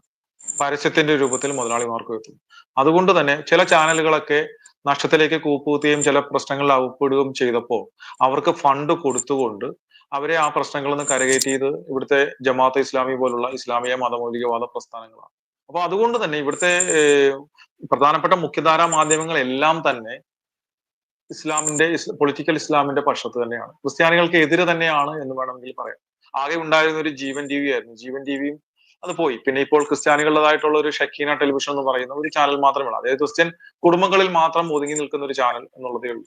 അപ്പോൾ ശരിക്കും പറഞ്ഞാൽ ഇവിടെ മാധ്യമങ്ങൾ ക്രിസ്ത്യൻ സമൂഹത്തിന് എതിര് തന്നെയാണ്. പിന്നെ കുറേയധികം ഓൺലൈൻ യൂട്യൂബ് ചാനലുകൾ, അതേപോലെ പാസ്റ്റിനെ പോലെ ഇങ്ങനെയുള്ള ചാനലുകളൊക്കെ ഉള്ളത് കൊണ്ട്, ഈ സോഷ്യൽ മീഡിയ ഉള്ളത് കൊണ്ട് മാത്രം സത്യം ജനങ്ങളിലേക്ക് എത്തുന്നുള്ളൂ എന്നുള്ളത് മാത്രമേ ഉള്ളൂ. അല്ലാതെ പത്ര ദൃശ്യ മാധ്യമങ്ങളെല്ലാം തന്നെ ഒരുവിധം പൊളിറ്റിക്കൽ ഇസ്ലാമിന്റെ കൈകളിൽ ആവപ്പെട്ടു കഴിഞ്ഞു. അതാണ് സത്യം. അതായത് ഈ പത്രങ്ങളും ടി വി ചാനലുകളെല്ലാം കാണുന്നവർക്ക് കാര്യങ്ങൾ വ്യക്തമായിട്ട് മനസ്സിലാകുന്നുണ്ട്. പക്ഷെ ഇതിൻ്റെ അകത്ത് മറുനാടൻ ഷാജൻ സക്കറിയ സാറിന്റെ ചാനല്, അതുപോലെ മാത്യു സാമുവലിന്റെ ചാനല് സാറിന്റെ, ABC മലയാളം, ഇങ്ങനെ ചില ചാനലുകൾ ഈ യാഥാർത്ഥ്യങ്ങൾ തുറന്നു പറയുന്നുണ്ട്. ക്രൈസ്തവർക്ക് സപ്പോർട്ട് എന്നുള്ളതല്ല, എന്താണ് ഇതിന്റെ യാഥാർത്ഥ്യം എന്നുള്ളതിനെ കുറിച്ച്. ഒന്ന്, ലോകം നേരിടുന്ന ഏറ്റവും വലിയ വെല്ലുവിളി എന്ന് പറയുന്നത്, എനിക്ക് ഒരുപാട് കാര്യങ്ങൾ ചോദിക്കാനുണ്ട്, ഞാൻ അതിലേക്ക് വരികയാണ്. ലോകം നേരിടുന്ന ഏറ്റവും വലിയ വെല്ലുവിളി എന്ന് പറയുന്നത് ഇസ്ലാമിക് മത തീവ്രവാദമാണ്. അതിൻ്റെ അകത്ത് രണ്ടു പക്ഷമില്ല. അപ്പോൾ ആ മത തീവ്രവാദത്തെ അതേ രൂപത്തിൽ അവതരിപ്പിക്കാനോ പറയാനോ പല മാധ്യമങ്ങൾക്കും ധൈര്യമില്ല. അതല്ലേ അതിൻ്റെ അകത്തൊരു സത്യം എന്ന് പറയുന്നത്, ധൈര്യമില്ല. അപ്പൊ അങ്ങനെ ഇരിക്കുന്ന സമയത്താണ് ഷാജൻ സക്കറിയ സാറിനെ പോലെയും ഈ മാത്യു സാമുവൽ സാറിനെ പോലെയൊക്കെ ഉള്ള ആളുകൾ ഇത് തുറന്നു പറയുന്നത്. അപ്പോൾ എൻ്റെ ഒരു ചോദ്യം, ഈ ഇസ്ലാമിക് മത തീവ്രവാദമാണ് ഇന്ന് ലോകത്ത് നേരിടുന്ന ഏറ്റവും വലിയ വെല്ലുവിളി. ആ വെല്ലുവിളിയെ തുറന്നു കാണിക്കാൻ ഇപ്പോ ഈ പഹൽഗാമിൽ നടന്ന ആക്രമണവുമായിട്ട് ബന്ധപ്പെട്ട് പോലും വേണ്ട രീതിയിലുള്ള ഒരു പരിഗണന ഈ നാഷണൽ ചാനലുകൾ കൊടുക്കുന്ന അത്രയും പരിഗണനയൊന്നും കേരളത്തിലുള്ള ഒരു ചാനലും കൊടുക്കുന്നില്ല എന്നുള്ളതാണ് എന്റെ ഒരു അഭിപ്രായം. ഞാൻ മനസ്സിലാക്കിയത്, ഞാനിതെല്ലാം കണ്ടുകൊണ്ടിരിക്കുന്നതുകൊണ്ട് പറയാം. അതെന്തായിരിക്കും അതിൻ്റെ അകത്ത്, അതെന്താണ് അതിൻ്റെ അകത്ത് അതിന്റെ ഒരു കാരണം എന്താണ്? ഞാൻ നേരത്തെ പറഞ്ഞത് തന്നെയാണ് ഇതിന്റെ പ്രധാനപ്പെട്ട കാരണം എന്ന് പറഞ്ഞു. ഇപ്പൊ നമ്മൾ ഷാജൻ സക്രിയയുടെ കാര്യം എടുത്തു. അദ്ദേഹം ഒരുവിധം കാര്യങ്ങൾ വളരെ സത്യസന്ധമായി പറയുന്നതാണ്. പലരും കൊണ്ടുവരാത്ത കാര്യങ്ങൾ അദ്ദേഹം പുറത്തു പറഞ്ഞിട്ടുണ്ട്. അദ്ദേഹത്തെ ഏതൊക്കെ രീതിയിൽ ഒതുക്കാനും ജയിലിൽ അടയ്ക്കാനും ശ്രമിച്ചു എന്നുള്ളത് കഴിഞ്ഞ കുറെ കാലങ്ങൾക്ക് മുമ്പ് നമ്മൾ കണ്ടതാണ്. അതുപോലെ തന്നെ ഇപ്പോൾ മാത്യു സാമുവൽ വളരെ എക്സ്പീരിയൻസ്ഡ് ആയിട്ടുള്ള ഒരു ജേർണലിസ്റ്റ് ആണ്. നമുക്കറിയാം, തെഹൽക്കയിലൊക്കെ അദ്ദേഹം വർക്ക് ചെയ്തിട്ടുള്ളതാണ്. തെഹൽക്ക ഉയർത്തിയെടുത്തത് അങ്ങനത്തെ ഒരു സ്ട്രിങ് ഓപ്പറേഷനൊക്കെ അദ്ദേഹം നടത്തിയിട്ടുള്ള ഓപ്പറേഷനുകളൊക്കെ നമുക്ക് നന്നായിട്ട് അറിയാവുന്ന. അപ്പൊ വളരെ എക്സ്പീരിയൻസും വളരെ കണക്ഷനും ഉള്ള ഒരു മാധ്യമ പ്രവർത്തകനാണ് മാത്യു സാമുവൽ സാർ. അപ്പൊ അദ്ദേഹം കുറെ കാര്യങ്ങൾ തുറന്നു പറഞ്ഞപ്പോഴത്തേക്ക് അദ്ദേഹത്തെ ഈ അടുത്ത നാളുകളിൽ, ഇപ്പൊ കഴിഞ്ഞ ഏതാനും ദിവസങ്ങൾക്ക് മുമ്പാണ് അദ്ദേഹം സ്റ്റേഷനിൽ ഹാജരായി ജാമ്യം എടുത്തത്. അപ്പൊ അദ്ദേഹത്തെ ഒരു കേസിൽ പെടുത്തി അദ്ദേഹത്തെ നിശബ്ദനാക്കുവാൻ അവർ ശ്രമിക്കുകയുണ്ടായി. അത് ആരാണ് പരാതി കൊടുത്തത്? യൂത്ത് കോൺഗ്രസിലെ ഒരു മുസ്ലിം യുവാവാണ് പരാതി കൊടുക്കുന്നത്. കോൺഗ്രസിന് എന്താണ് വീരാട്ടുപേട്ട എന്ന് പറയുന്ന സ്ഥലത്തെ കുറിച്ച് പറഞ്ഞതിന് കോൺഗ്രസിന് എന്താണ് പ്രശ്നം? അവിടുത്തെ മതമൗലികവാദ തീവ്രവാദത്തെ കുറിച്ച് മാത്യു സാമുവൽ പറഞ്ഞ അവർക്ക് എന്താണ് പ്രശ്നം? അപ്പൊ ഇതാണ് ഇവിടുത്തെ ഭരണ പ്രതിപക്ഷ പാർട്ടികൾ, പ്രധാനമായിട്ടും കോൺഗ്രസിന്റെയും കമ്മ്യൂണിസ്റ്റ് പാർട്ടിയുടെയും സഹായത്തോടുകൂടി പൊളിറ്റിക് ഇസ്ലാം ഈ മുഖ്യധാരാ മാധ്യമങ്ങളെല്ലാം, കേരളത്തിലെ ഓൾമോസ്റ്റ് എല്ലാ മുഖ്യധാരാ മാധ്യമങ്ങളെയും കീഴ്പ്പെടുത്തിയിരിക്കുകയാണ്. അവരെ നിയന്ത്രിക്കുന്നത്, അവരെ ഏത് രീതിയിൽ വാർത്തകൾ കൊണ്ടുപോകണം എന്നുള്ളത് ഇവരാണ് തീരുമാനിക്കുന്നത്. പക്ഷെ ഇങ്ങനെ ഇതുപോലുള്ള കുറെ ഓൺലൈൻ യൂട്യൂബ് ഓൺലൈൻ ചാനലുകളും പിന്നെ സോഷ്യൽ മീഡിയയും ഉള്ളത് കൊണ്ട് മാത്രമാണ് ശരിക്കും ആളുകൾ സത്യം അറിയുന്നത്. അപ്പോ ശരിക്കും പറഞ്ഞാൽ ഇപ്പൊ സാറ് പറഞ്ഞ അനുസരിച്ച് ഗവൺമെന്റിനെ നിയന്ത്രിക്കുന്നത് അല്ലെങ്കിൽ സ്വാധീനം ചെലുത്തുന്നതിൽ ഇവർക്ക് വലിയൊരു പങ്കുണ്ട്. 2, എല്ലാ മേഖലകളിലും കൈയടക്കുകയാണ്. കഴിഞ്ഞ ദിവസം ഒരു സംഭവം ഉണ്ടായി. ക്രിസ്ത്യൻ ടീച്ചേഴ്സ് ഏതാണ്ട് നികുതി അടയ്ക്കാത്തവരുടെ ലിസ്റ്റ് കണ്ടെത്തണം എന്നും പറഞ്ഞുകൊണ്ട് ഓർഡർ വരെ വന്നു. അപ്പൊ പരസ്യമായിട്ട് ക്രിസ്ത്യൻ സമൂഹത്തെ താറടിക്കുന്ന ഒരു സമീപനമാണ്. അപ്പോൾ എല്ലാ അധികാര മേഖലകളിലും ഈ പൊളിറ്റിക്കൽ ഇസ്ലാമിന്റെ ഒരു കടന്നുകയറ്റം ഉണ്ട്. അത് രാഷ്ട്രീയ മേഖലയിലാണെങ്കിലും അധികാര മേഖലയിലാണെങ്കിലും സാംസ്കാരിക മേഖലയിലാണെങ്കിലും എല്ലാ സമസ്ത മേഖലകളിലുമുണ്ട്. അപ്പൊ ഇങ്ങനെ ഈ സ്ഥിതി മുമ്പോട്ട് പോയാൽ കേരളത്തിന്റെ അവസ്ഥ എന്തായി തീരും? കേരളം ഇനി വരാൻ പോകുന്ന ഒരു ഇസ്ലാമിക് സ്റ്റേറ്റ് പോലെ ആയി തീരാനുള്ള സാധ്യതകൾ ഉണ്ട് എന്നാണ് ചില മാധ്യമങ്ങളൊക്കെ റിപ്പോർട്ട് ചെയ്യുന്നത്. അത് സത്യമാണ് ആ പറഞ്ഞത്.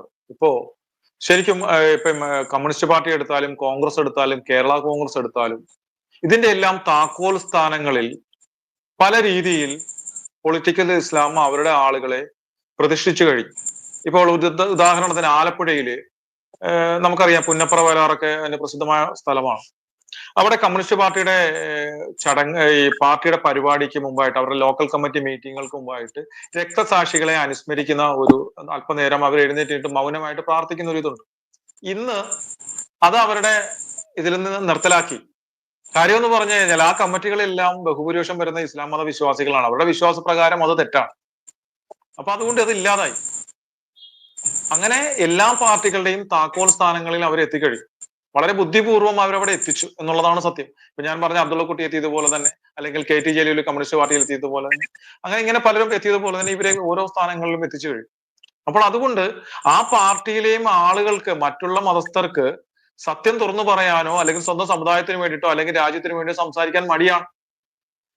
ഇപ്പോൾ തന്നെ കൂട്ടത്തിലുള്ള ആളുകൾ എന്ത് കരുതും അല്ലെങ്കിൽ അവരുടെ പ്രതികരണം ഏത് രീതിയിൽ ആയിരിക്കുമെന്ന് ഭയന്ന് പെഹൽഗാമിൽ നടന്ന ആ നിരപരാധികളുടെ കൂട്ടക്കൊലയെ പോലും പരസ്യമായിട്ട് തള്ളിപ്പറയാൻ, അതിനെ അപലപിക്കാൻ കമ്മ്യൂണിസ്റ്റുകാരായാലും കോൺഗ്രസ്സുകാരായാലും കേരള കോൺഗ്രസ്സുകാരായാലും ഭയപ്പെടുകയാണ്. അപ്പൊ ഈ അവസ്ഥയാണ് ഇവിടെ ഉള്ളത്. പിന്നെ അതുപോലെ തന്നെ പറയുന്നത്, ഉദ്യോഗസ്ഥ തലത്തിലായാലും നമ്മുടെ കുട്ടികൾ എങ്ങനെയെങ്കിലും ഇവിടം വിടാനാണ് ശ്രമിച്ചുകൊണ്ടിരിക്കുന്നത്. എങ്ങനെയെങ്കിലും അവർക്ക് വിദേശത്തേക്ക് പോകണമെന്നുള്ളതാണ്. കാര്യം ഇവിടുത്തെ ഒരു റബ്ബർ കർഷകൻ തന്റെ മകനെ റബ്ബർ കർഷകനാക്കാൻ താല്പര്യപ്പെടുന്നില്ല. താൻ ഇവിടെ അനുഭവിച്ച പ്രശ്നങ്ങൾ അറിയാവുന്നതുകൊണ്ട് തന്റെ മകനെ കൃഷിയിലേക്ക് പിടിച്ചു നിർത്താനും നാട്ടിൽ നിർത്താനും അവരും താല്പര്യപ്പെടുന്നില്ല. ഇനി മകനെ ഇവിടെ നിർത്തി അവനൊരു ബിസിനസ്സുമായിട്ട് മുന്നോട്ട് പോയാൽ, അവനൊരു വിഷയം ഉണ്ടായാൽ, അവനൊരു നിയമപ്രശ്നം ഉണ്ടായാൽ, ഒരു പഞ്ചായത്തിൽ നിന്നോ മുനിസിപ്പാലിറ്റിയിൽ നിന്നോ അല്ലെങ്കിൽ മറ്റേതെങ്കിലും രീതിയിൽ നിന്നോ ഒരു വ്യവസായ വകുപ്പിൽ നിന്ന് എന്തെങ്കിലും പ്രശ്നം ഉണ്ടായാൽ അവനൊപ്പം ആരും ഉണ്ടാവില്ല എന്നുള്ള ചിന്ത അവനും ഉണ്ട്, അവന്റെ മാതാപിതാക്കൾക്കും ഉണ്ട്. അപ്പോൾ അതുകൊണ്ട് ഇവിടെ എങ്ങനെയെങ്കിലും പഠിച്ച് പ്രാഥമിക വിദ്യാഭ്യാസം കഴിഞ്ഞാൽ എങ്ങനെയെങ്കിലും വിദേശത്തേക്ക് പോകണമെന്നുള്ളത് കൊണ്ടാണ്. അപ്പൊ നമ്മുടെ ഉദ്യോഗസ്ഥ തലത്തിലും നമ്മളുടെ യുവാക്കൾ ഇനിയില്ല. ഇപ്പോ ജഡ്ജിമാര് പോലും ഒരു തലമുറ മാറിക്കഴിഞ്ഞാൽ കാന്തപുരം മുസ്ലിയാരുടെ ലോ അക്കാദമിയിൽ പഠിച്ചിറങ്ങുന്ന വിദ്യാർത്ഥികളാണ് ഇനി ജഡ്ജിമാരായി വരാൻ പോകുന്നത്. അപ്പൊ എങ്ങനെയുള്ള സ്ഥലങ്ങളിൽ നോക്കിയാലും ഇവിടുത്തെ ഭരണവർഗത്തിന്റെ ഭാഗത്തുനിന്നും രാഷ്ട്രീയക്കാരുടെ ഭാഗത്തുനിന്നും ഉണ്ടായിക്കൊണ്ടിരിക്കുന്ന ആ അവഗണന കൊണ്ട് ഇവിടുത്തെ നമ്മുടെ യുവത്വം വീഴുമ്പോഴത്തേക്ക് മറ്റൊരു വിഭാഗം ഇവിടേക്ക് കടന്നു കയറുകയാണ്. ഒപ്പം തന്നെ ജനസംഖ്യാ വിസ്ഫോടനം നടത്തി അവർ വോട്ട് ബാങ്കിനെ വർദ്ധിപ്പിച്ചുകൊണ്ടിരിക്കുകയും ചെയ്തു. അപ്പൊ ഇത് തന്നെയാണ് ഈ മാധ്യമ രംഗത്തായാലും മറ്റു രംഗത്തായാലും സംഭവിക്കുന്നത്. അപ്പൊ ഇതൊരു പച്ചയായ യാഥാർത്ഥ്യമാണ്. ഇപ്പൊ ഈ കെവിൻ സാർ പറയുന്ന പച്ചയായ യാഥാർത്ഥ്യമാണ്. ഇത് ഞാൻ എന്റെ വീഡിയോകളിലെല്ലാം പറയാറുണ്ട്. കേരളത്തിലെ ഒരു 95% മാധ്യമ സ്ഥാപനങ്ങളും മാധ്യമ പ്രവർത്തകരും ഇവരൊന്നും ഒരു മാധ്യമ പ്രവർത്തകരല്ല. ഇവരൊക്കെ വെറും കൂലിക്കാരായി മാറി. ഇവിടെ പണ്ട് ഒരാൾ പറഞ്ഞ പോലെ ഏക് ബോട്ടിൽ ദാരു ദോ പീസ് ചിക്കൻ, ഈ ഒരു ഒരു ഒരു ബോട്ടിൽ മദ്യവും 2 കഷ്ണം ചിക്കനും ഉണ്ടെങ്കിൽ ആരും എന്തു എഴുതൂ എന്ന് പറഞ്ഞ ഒരാൾ ഇവിടെ പറഞ്ഞു. എന്ന് പറഞ്ഞ പോലെ മാധ്യമ പ്രവർത്തനങ്ങൾ എന്ന് പറഞ്ഞ ഇന്ന് നടക്കുന്ന മാധ്യമ പ്രവർത്തനമൊന്നുമല്ല. ഏതെങ്കിലും ഒരു പാവപ്പെട്ടവന്റെ നെഞ്ചത്ത് കയറുക, അവന്റെ കിടപ്പറ രഹസ്യങ്ങൾ പൊക്കിയെടുക്കുക, എന്നിട്ട് അത് പബ്ലിക് ആക്കുക, ഇതൊക്കെയാണ് ഇപ്പോഴത്തെ മാധ്യമ പ്രവർത്തനം പറയുന്നത്.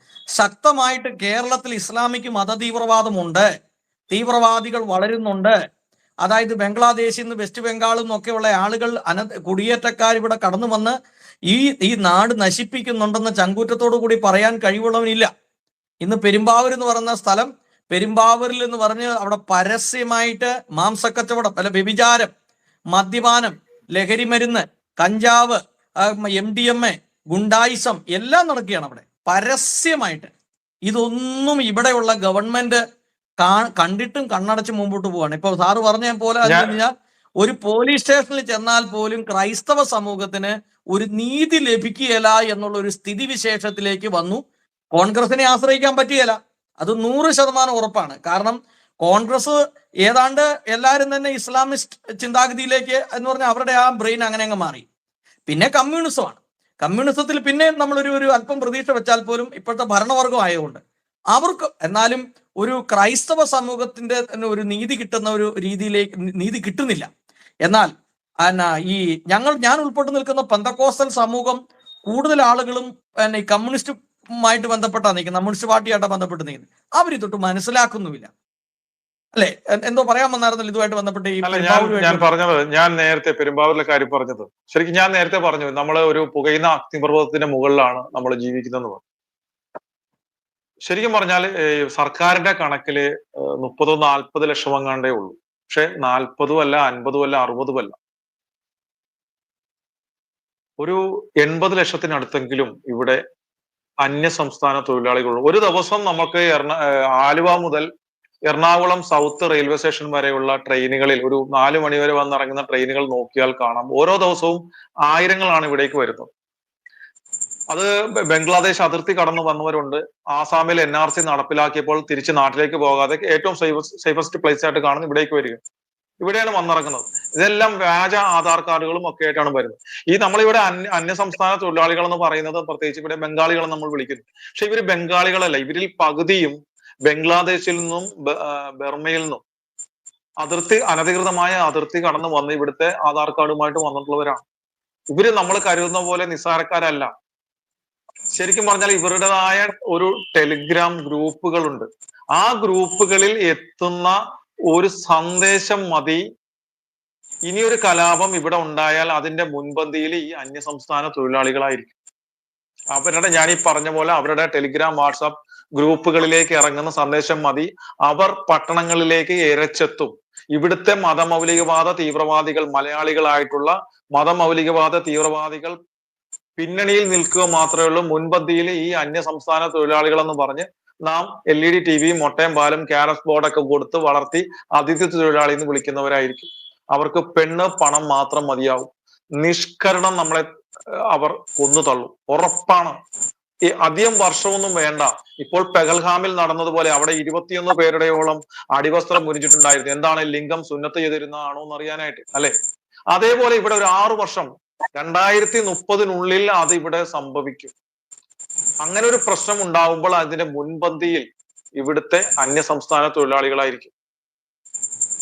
കാരണം ആ രീതിയിലാണ് ഇവിടെ ഉണ്ടായിക്കൊണ്ടിരിക്കുന്നത്. ഇവിടുത്തെ നമ്മൾ കരുതും ഇവിടെ വളരെ സേഫ് ആണെന്നുള്ളത്. ഒന്നുമല്ല. ഇവിടെ ഒരു ബോംബ് സ്ഫോടനമോ ഇവിടെ ഒരു ചാവേറ ആക്രമണമോ നടത്താത്തത് ഇപ്പോൾ LTTക്ക് സംഭവിച്ചത് ഇവിടുത്തെ ആളുകൾക്ക് സംഭവിക്കാതിരിക്കാനാണ്. കാര്യം LTTക്ക് എന്താ പറ്റിയത്? രാജീവ് ഗാന്ധിയെ കൊന്നതോടുകൂടി അവർക്ക് തമിഴ്നാട്ടിലെ അവരുടെ സേഫ് ആയിട്ടുള്ള താവളം നഷ്ടപ്പെട്ടു. അവർക്ക് പിന്നെ അവിടെ നിക്കക്കളി ഇല്ലാതായി. അതുപോലെ ഈ കേരളത്തിൽ എന്തെങ്കിലും ഉണ്ടാക്കി വെച്ചാൽ കേരളത്തിൽ അവരുടെ സേഫ് ആയിട്ടുള്ള പ്ലേസ് നഷ്ടപ്പെടും. അതുകൊണ്ടാണ് ഇവിടെ ആയുധശേഖരമുണ്ട്, ഇവിടെ ആലോചനകൾ നടക്കുന്നുണ്ട്, ഫണ്ട് നടക്കുന്നുണ്ട്, പരിശീലന ക്ലാസ്സുകൾ നടക്കുന്നുണ്ട്, എല്ലാം ഉണ്ട്. പിന്നെ ഈ പാറമടകളിൽ ജോലി ചെയ്യുന്ന അന്യസംസ്ഥാന തൊഴിലാളികൾക്ക് ജലാറ്റിൻ സ്റ്റിക്കുകൾ അതുപോലുള്ള സ്ഫോടക വസ്തുക്കൾ കൈകാര്യം ചെയ്യാനുള്ള അറിവും പരിജ്ഞാനവും കിട്ടിയിട്ടുണ്ട്. അത് അവരുടെ കൈവശം സൂക്ഷിച്ചിട്ടുമുണ്ട്. സൂക്ഷിക്കുന്ന സ്ഥലങ്ങളിലും ഒക്കെ കിടക്കുന്നതും ജോലിക്കാരായിട്ട് നിൽക്കുന്നതും അവർ തന്നെയാണ്. നമ്മുടെ ആലപ്പുഴ, കോട്ടയം, പത്തനംതിട്ട, വയനാട് പോലെ ഇതുപോലുള്ള സ്ഥലങ്ങളിൽ ഒരു കാലത്ത് ക്രിസ്ത്യൻ അച്ചായന്മാർക്കുണ്ടായിരുന്ന തോക്ക് ലൈസൻസുകളൊക്കെ പലവിധ കാരണങ്ങൾ പറഞ്ഞ് അത് ഇല്ലാതാക്കിയിട്ടുണ്ട്. അതിന്റെ നൂലാമലകൾ പെടാതിരിക്കാനായിട്ട് പലരും ലൈസൻസ് ഉള്ള തോക്ക് റിന്യൂ ചെയ്യാതെ തിരിച്ചേൽപ്പിച്ചിട്ടുണ്ട്. ഇന്ന് സ്വയരക്ഷയ്ക്ക് പോയിട്ട് ആയുധം പോലും ഇല്ല. അപ്പോ ഏതൊരു സ്ഥലത്തെയും കലാപത്തിന്റെ ആദ്യത്തെ 2 ദിവസം ഒരിക്കലും ഒരു സൈന്യത്തിനോ ഒരു പോലീസ് സംവിധാനത്തിനോ കൺട്രോൾ ചെയ്യാൻ സാധിക്കില്ല. അപ്പോൾ ഏറ്റവും അധികം പ്രഹരം അവർ ഒപ്പിച്ചും 2ാമത്തെ ദിവസമായിരിക്കും അവർ പിൻവാങ്ങുന്നത്. അപ്പൊ അതിനുള്ളിൽ പരമാവധി നിരപരാധികളുടെ തലകൾ ഇവിടെ വേർപെടുമെന്നുള്ളത് 100% ഉറപ്പ് തന്നെയാണ്. അതുപോലെ തന്നെ കോട്ടയം, പത്തനംതിട്ട, ഇടുക്കി മേഖലകളിലൊക്കെ ഒത്തിരി വീടുകൾ അടഞ്ഞു കിടപ്പുണ്ട്. ഇനിയൊരു പ്രളയമോ മറ്റെന്തെങ്കിലും ഉണ്ടായിട്ടുണ്ടെങ്കിൽ ഈ വീടുകളെല്ലാം കുത്തിത്തുറന്ന് ഇവർ ഇവിടുത്തെ ഗവൺമെന്റിന്റെ സഹായത്തോടും കൂടിയും അറിവോടുകൂടിയും കയറി താമസമാക്കുന്ന കാലവും വിദൂരമല്ല. അപ്പൊ ഇതൊക്കെ ഒരു വലിയ ഒരു അപകടമാണ് ഈ അന്യസംസ്ഥാന തൊഴിലാളികൾ എന്ന് പറയുന്നത്. നമ്മുടെ ആൾക്കാർ ഇവിടെ NRC നടപ്പിലാക്കാൻ പോകുമ്പോഴും CA നിയമത്തിനെതിരെയൊക്കെ നമ്മളൊക്കെ ഇവിടുത്തെ പൊളിറ്റിക്കൽ ഇസ്ലാം പ്രചരിപ്പിച്ച് ഇവിടുത്തെ പാവപ്പെട്ട സാധാരണക്കാരായ മുസ്ലിങ്ങളെയൊക്കെ നാട് കടത്താനാണ് CA നിയമം കൊണ്ടുവരുന്നതെന്ന് പറഞ്ഞുകൊണ്ട് അതിന്റെ ഒരു പ്രൊപ്പഗണ്ട സൃഷ്ടിച്ചു കഴിഞ്ഞപ്പോൾ അതിൽ നമ്മൾ വീണുകൊണ്ട് നമ്മുടെ ക്രിസ്ത്യൻ പുരോഹിതർ ഉൾപ്പെടെ CAക്കെതിരെ രംഗത്തിറങ്ങിയിട്ടുണ്ട്. പക്ഷെ ഇതിന്റെ ഒന്നും അപകടം നാം മനസ്സിലാക്കുന്നില്ല. ഏറ്റവും വലിയ അപകടമാണ് ഈ അന്യസംസ്ഥാന തൊഴിലാളികൾ എന്ന് പറയുന്നത്. ഇതൊക്കെ കേട്ടിട്ട് തന്നെ ഒരു വലിയൊരു ഭയം തോന്നിപ്പോവുക. കാരണം എന്ന് വെച്ച് കഴിഞ്ഞാല് ഇത്രയും വലിയ ഭീകരതയാണെന്നുള്ള കാര്യം അറിയില്ല. തീർച്ചയായിട്ടും പാസ്റ്റർ, ഞാൻ ഈ പറഞ്ഞത് പാസ്റ്റർ ഒന്ന് ഓർത്തു വെച്ചോളൂ, അല്ലെങ്കിൽ എന്നെ കേട്ടിരിക്കുന്ന ഈ ചാനലിന്റെ പ്രേക്ഷകർ ഓർത്തു വെച്ചോളൂ. ഇനി ഒരു കലാപം ഉണ്ടാകുകയാണെന്നുണ്ടെങ്കിൽ അതിന്റെ മുൻപന്തിയിൽ അവരായിരിക്കും. നമ്മള് ഇറാഖിലൊക്കെ കണ്ടിട്ടില്ലേ, ടൊയോട്ടോയുടെ പിക്കപ്പിനകത്തൊക്കെ IS-ന്റെ പോരാളികളൊക്കെ ഇരുന്ന് വരുന്നത് പോലെ പെരുമ്പാവൂരിൽ ആലുവയിൽ നിന്നൊക്കെ നിമിഷ നേരം കൊണ്ട് പിക്കപ്പ് വാനിലും 407 വണ്ടിയിലും ടാറ്റ 407 ഒക്കെ ഇവിടെ ഇരച്ചെത്തും എറണാകുളം പട്ടണത്തിലേക്ക്. ഒന്നും ചെയ്യാൻ സാധിക്കില്ല. ആദ്യത്തെ 1-2 ദിവസങ്ങൾക്കുള്ളിൽ പരമാവധി നിരപരാധികൾ ഇവിടെ കൊല ചെയ്യപ്പെടും, സ്ത്രീകൾ കൊള്ള ചെയ്യപ്പെടും, ബലാത്സംഗം ചെയ്യപ്പെടും. അവരായിരിക്കും ഇതിന്റെ മുൻപന്തിയിൽ ഉണ്ടാവുക. ഇവിടെ വന്ന് ട്രെയിൻഡ് പൊളിറ്റിക്കൽ ഇസ്ലാമിന്റെ ഒരു ട്രെയിൻഡ് ആർമിയാണ് ഇവിടെയുള്ള അന്യസംസ്ഥാന തൊഴിലാളികൾ പകുതി പേര്. ഇപ്പോൾ തന്നെ ഇവിടെ അന്യസംസ്ഥാന തൊഴിലാളികളുടെ ഒരു സംഘടനയുടെ ഒരു മീറ്റിംഗ് കഴിഞ്ഞ ഒരു 10-20 ദിവസം മുമ്പ് നടന്നതിന്റെ വാർത്തകൾ വന്നു. വിസ്ഡം എന്ന് പറയുന്ന ഒരു ഗ്രൂപ്പാണ് അവര്. വിസ്ഡം എന്ന് പറഞ്ഞാൽ കറക്റ്റ് ജമാഅത്ത് ഇസ്ലാമിയുടെ കീഴിലുള്ള മതമൗലികവാദ സംഘടനയാണ് വിസ്ഡം. അപ്പോൾ അവര് അന്യസംസ്ഥാന തൊഴിലാളികളെ വിരിച്ചിട്ട് ഒരു സംഘടന ഉണ്ടാക്കുമ്പോൾ എന്ത് ലക്ഷ്യത്തോടു കൂടിയാണ്? അപ്പോൾ അത് ഏറ്റവും വലിയ ഡെമോക്രസിന്റെ വാളാണ്. കേരളത്തിലെ കാഫറുകളുടെ തലയ്ക്ക് മീതെ തൂങ്ങിക്കിടക്കുന്ന ഒരു ഡെമോക്രസിന്റെ വാളാണ് ഈ അന്യസംസ്ഥാന തൊഴിലാളികൾ എന്ന് പറയുന്നത്. ഇപ്പോൾ തന്നെ വിശ്വസിച്ച് നമ്മൾക്ക് ഏതെങ്കിലും ഒരു ഈ അന്യ സംസ്ഥാന തൊഴിലാളികൾ ജോലി ചെയ്യുന്ന ഒരു ഹോട്ടലിൽ കയറി ഭക്ഷണം കഴിക്കാൻ സാധിക്കും? ഇല്ല. ഈ അവസ്ഥയിലേക്ക് എത്തി നിൽക്കുകയാണ്. പറഞ്ഞോളൂ. പോപ്പുലർ ഫ്രണ്ടിന് 10,000-ഓളം മലയാളികളുടെ അക്കൗണ്ടിൽ നിന്നാണ് ഫണ്ട് വന്നതെന്നും പറഞ്ഞൊരു പത്രവാർത്ത ഉണ്ടായിരുന്നു. 10,000-ഓളം കേന്ദ്ര സർക്കാരിന്റെ NIA-യുടെ അന്വേഷണത്തിൽ കണ്ടെത്തിയതാണ്. അപ്പോൾ പോപ്പുലർ ഫ്രണ്ട് നിരോധിക്കപ്പെട്ടിട്ടുണ്ടെങ്കിലും അതിന് തത്തുല്യമായോ അല്ലെങ്കിൽ അതേ ആശയം ഉൾക്കൊള്ളുന്ന SDPI എന്ന് പറഞ്ഞൊരു സംഘടന വളർന്നു വരുന്നുണ്ട്. അവർ പറയുന്ന ഒരു രാഷ്ട്രീയ പാർട്ടിയാണെന്നാണ് പറയുന്നത്. അതും കേരളത്തിൽ ഒരു വലിയ ഭീഷണിയായിട്ടാണ് എനിക്ക് തോന്നുന്നത്. പക്ഷെ അത് ഇപ്പൊ ഞാൻ പറയട്ടെ, ഇപ്പോ പോപ്പുലർ ഫ്രണ്ടിനെ വേറെ ആളുകള് അല്ല അവരെ കുറിച്ച് എന്ത് പറഞ്ഞാലും അവന്മാർ അപ്പൊ കൊണ്ട് കേസ് കൊടുക്കും. അങ്ങനെ ഒരു കുഴപ്പമുണ്ടോ? എന്റെ പേരിൽ ഒത്തിരി പരാതി കേസ് ഉള്ളതുകൊണ്ട് കുഴപ്പമൊന്നുമില്ല. അപ്പൊ ഈ പോപ്പുലർ ഫ്രണ്ടിന് പ്രത്യേക അണികള്, SDPIക്ക് വേറെ പ്രത്യേക അണികൾ എന്നുള്ളതല്ല. 2 കൂട്ടരും ഒരു തന്നെയാണ്. പോപ്പുലർ ഫ്രണ്ടുകാര് തന്നെയാണ് SDPIക്കാര്. പിന്നെ ഇതിനകത്ത് നാം മനസ്സിലാക്കേണ്ടത്, ഇപ്പോ NIA വന്ന് കുറെ നേതാക്കളെ ഇവിടുന്ന് കേരളത്തിൽ നിന്ന് അറസ്റ്റ് ചെയ്തുകൊണ്ട് പോയി. ഏതാണ്ട് ഏറ്റവും കൂടുതൽ നേതാക്കളെ അറസ്റ്റ് ചെയ്തിരിക്കുന്നത് കേരളത്തിൽ നിന്നാണ്. അപ്പൊ നമ്മൾ കരുതി ഇതോടുകൂടി ഇവിടുത്തെ കേരളത്തിൽ തീവ്രവാദ വിമുക്തമായി, തീവ്രവാദത്തിന്റെ പ്രശ്നങ്ങളെല്ലാം അവസാനിച്ചു, നമ്മളിവിടെ സേഫായി എന്നാണ് നമ്മൾ കരുതുന്നത്. തികച്ചും തെറ്റാണത്. കാരണം ഇപ്പോൾ അകത്ത് കിടക്കുന്ന റൌഫ് മുതൽ ഇങ്ങേറ്റം അബൂബക്കർ വരെയുള്ള ആളുകളെന്ന് പറയുന്നത് ഇതിന്റെ നേതാക്കളാണ്. അവരല്ല അപകടകാരികൾ. പിന്നെ അവര് ഇതിന്റെ പരിശീലനം, ഇതിന്റെ റോ മെറ്റീരിയല്, പണം, പിന്നെ ആശയപ്രചാരകരെ ഒപ്പിച്ചു കൊടുക്കുക, ഇങ്ങനെയുള്ള കാര്യങ്ങൾ മാത്രമേ ഇവർ ചെയ്തിട്ടുള്ളൂ. ഇവന്റെ ബുദ്ധി കേന്ദ്രങ്ങളാണ് അവരാണ് അകത്ത് കിടക്കുന്നത്. പക്ഷെ ഇവർ ട്രെയിൻ ചെയ്തിട്ടുള്ള എക്സ്ട്രീം ആയിട്ടുള്ള ഡേഞ്ചറസ് ആയിട്ടുള്ള ഇവരുടെ അണികളുണ്ട്, യഥാർത്ഥ മതമൗലികവാദികൾ. അവർ അറസ്റ്റ് ചെയ്യപ്പെട്ടിട്ടില്ലല്ലോ. ഇവര് 10 20 അല്ലെങ്കിൽ 200 പേരെ ഉണ്ടാവുള്ളൂ. പക്ഷെ 20,000 2 ലക്ഷവും പേരുള്ള ഇവർ ട്രെയിൻ ചെയ്തിട്ടുള്ള യഥാർത്ഥ അപകടകാരികളായിട്ടുള്ള തീവ്രവാദികൾ എവിടെ പോയി? അവരിപ്പോ യൂത്ത് ലീഗിലുണ്ട്, യൂത്ത് കോൺഗ്രസിലുണ്ട്, ഡിവൈഎഫ്ഐയിലുണ്ട്, കോൺഗ്രസിലുണ്ട്, കമ്മ്യൂണിസ്റ്റ് പാർട്ടിയിലുണ്ട്. അല്ല, ഇങ്ങനെയൊക്കെ ഇത്ര ശക്തമായിട്ട് പറയാൻ ഉള്ള ഒരു ധൈര്യം തന്നെ ഞാൻ പ്രശംസിക്കുകയാണ്. കാരണം ഇവർ ഈ ആലപ്പുഴയിൽ ഒരാളുടെ വീട്ടിൽ കയറി അവരുടെ അമ്മയും സഹോദരിയും മകളുടെ ഇടയ്ക്ക് വെച്ച് ഒരാളെ വെട്ടിക്കൊന്ന ഒരു ചരിത്രം ഞാൻ വായിച്ചു. അക്ഷരാർത്ഥത്തിൽ ഞെട്ടിപ്പോയി അത് കണ്ടു കഴിഞ്ഞപ്പോൾ. അത്രയ്ക്ക് മനസാക്ഷിയില്ലാത്തവരെ ഒരു സമൂഹമാണ് ഈ പറഞ്ഞ ഈ പൊളിറ്റിക്കൽ പാർട്ടി എന്ന് പറയുന്നത്. അല്ല, ഇപ്പൊ ഇതിനകത്ത് ഇതിനകത്ത് ഇപ്പോ ഈ SDP എന്ന് പറഞ്ഞാണ് പോപ്പുലർ ഫ്രണ്ട്. അപ്പൊ ഇവര് ട്രെയിൻ ചെയ്തിട്ടുള്ള അണികള്, ഇവര് ആയുധ പരിശീലനം കൊടുത്തവർ, ഇവർ തലയ്ക്കകത്തേക്ക് ഇത് അടിച്ചു കയറ്റിയവർ, ഇതെല്ലാം ഇവിടെ ഉണ്ട്. ഇവരിൽ യൂത്ത് ലീഗിലുണ്ട്, SDP-യിലുണ്ട്, യൂത്ത് കോൺഗ്രസിലുണ്ട്, ഡിവൈഎഫ്ഐയിലുണ്ട്, എല്ലാം ഉണ്ട്. ഇവര് സൈലന്റ് ആയിട്ട് അവർ നിൽക്കുക. ഒരു പ്രശ്നം വരുമ്പോഴായിരിക്കും ഇവരാണ് സ്ലീപ്പർ സെല്ലുകൾ എന്ന് പറയുന്നത്. ഇവരൊരു പ്രശ്നം വരുമ്പോഴായിരിക്കും ഇവർ ആക്റ്റീവ് ആകുക. ഇവര് ആയുധ പരിശീലനം കിട്ടിയതിനാണ് ആയുധം എവിടെ ഉണ്ടെന്ന് അറിയാം. ഇനി ഇതിനകത്ത് മറ്റൊരു അപകടം കൂടിയുണ്ട്. അതായത് ഇപ്പോ ഇവർക്കൊരു വിചാരമുണ്ടായിരുന്നു, ഇപ്രാവശ്യം മോദിക്ക് പകരം രാഹുൽ ഗാന്ധി അധികാരത്തിൽ വരുമെന്നും പോപ്പുലർ ഫ്രണ്ടിന്റെ നിരോധനം മാറ്റുമെന്നും ജയിലിൽ കിടക്കുന്ന ഇവരുടെ നേതാക്കൾ തിരിച്ചു വരുമെന്നും ഇവർക്കൊരു പ്രതീക്ഷ ഉണ്ടായിരുന്നു. ആ പ്രതീക്ഷ നഷ്ടപ്പെട്ടു. ഇപ്പോ SDP-യെയും പൂട്ടാനുള്ള കാര്യങ്ങളാണ് കേന്ദ്ര സർക്കാർ ചെയ്തുകൊണ്ടിരിക്കുന്നത്. അപ്പൊ ഇനി പ്രതീക്ഷ നഷ്ടപ്പെട്ട് കഴിയുമ്പോഴത്തേക്ക് ഒരു കേന്ദ്രീകൃത, ഇവരെ നിയന്ത്രിച്ച് നിർത്തുന്ന ഒരു കേന്ദ്രീകൃത നേതൃത്വം ഉണ്ടല്ലോ, ആ നേതൃത്വം അകത്ത് പോയി കഴിയുമ്പോൾ പിന്നെ ഇവർക്ക് പ്രതീക്ഷ നഷ്ടപ്പെടും. അപ്പോൾ ഇവര് 1 2 പേർ അല്ലെങ്കിൽ ഒരാള് അയാളുടെ തലയിൽ ചിന്തിക്കുന്ന കാര്യത്തിനനുസരിച്ച് ഒരു തീരുമാനം നടപ്പിലാക്കും, അല്ലെങ്കിൽ 2 3 പേർ ചേർന്നിരുന്ന ഒരു തീരുമാനം എടുത്ത് നടപ്പിലാക്കും. ഷഹീദ് ആവുക.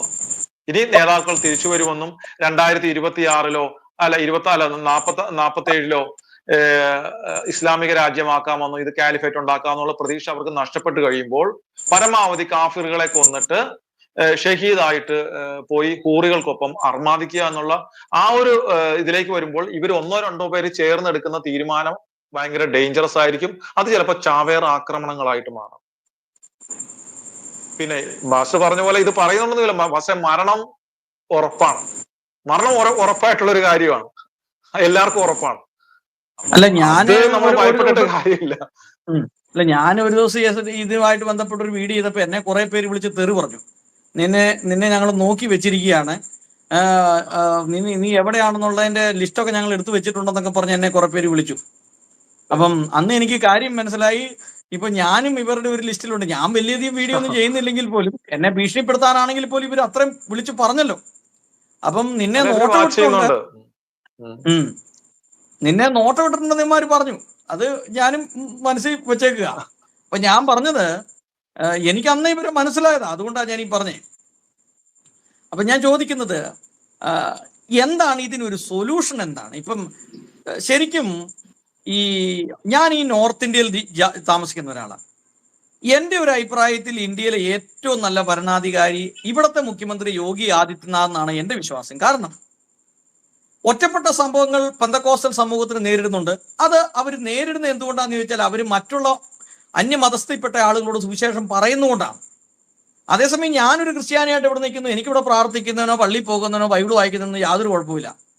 ഞാനിവിടെ ക്രിസ്മസിന് കേക്ക് മേടിച്ചില്ല, അവർ തന്നെ ചോദിക്കുന്നതിന് അത് 6 കേക്ക് മേടിക്കാത്തതെന്ന് ചോദിക്കും. സംഗതി മനസ്സിലായോ? പക്ഷേ മറ്റൊരുത്തനെ, ഒരു ഹിന്ദു മതത്തിൽപ്പെട്ട ഒരാളെ അവരോട് സുവിശേഷം പറഞ്ഞ് അവരെ കൺവേർട്ട് ചെയ്യാൻ പറ്റത്തില്ല. അതാണ് ഈ നോർത്ത് ഇന്ത്യയിലുള്ള പ്രശ്നം. നോർത്ത് ഇന്ത്യയിലെ കാര്യം അറിയണമെങ്കിൽ എന്നോട് ചോദിച്ചാൽ ഞാൻ പറയാം അതിന്റെ ഇവിടുത്തെ കറക്റ്റ് കാര്യങ്ങൾ എന്താണെന്ന്. പക്ഷേ ഒരു ക്രിസ്ത്യാനിക്ക് ഇവിടെ സുഖമായിട്ട് ജീവിക്കാം, മുസ്ലിമിനും സുഖമായിട്ട് ജീവിക്കും. ഇവിടെ ഒരു മുസ്ലിമിനും കുഴപ്പമില്ല. അവൻ ഒരു സാധനങ്ങളോ ആരും എടുത്തോണ്ട് പോകത്തില്ല. അത്രയ്ക്ക് സുരക്ഷിത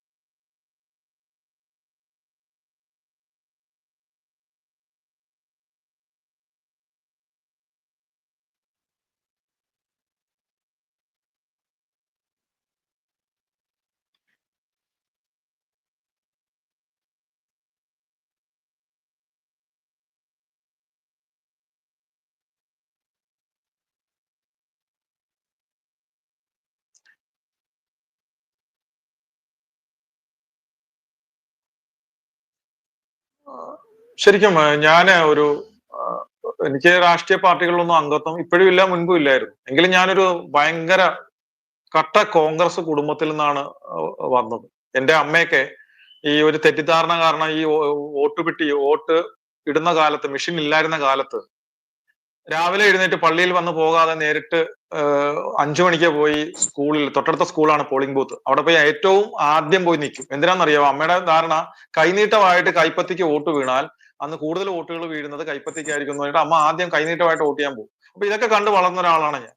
പിന്നെയാണ് കാര്യങ്ങളെ കുറിച്ച് മനസ്സിലാക്കി എടുത്തപ്പോഴത്തേക്കാണ് ഇതിനെക്കൂടൊക്കെ ഉള്ള എതിർപ്പ് നമുക്കുണ്ടായതും ശരിക്കും യാഥാർത്ഥ്യം എന്താണെന്ന് മനസ്സിലായത്.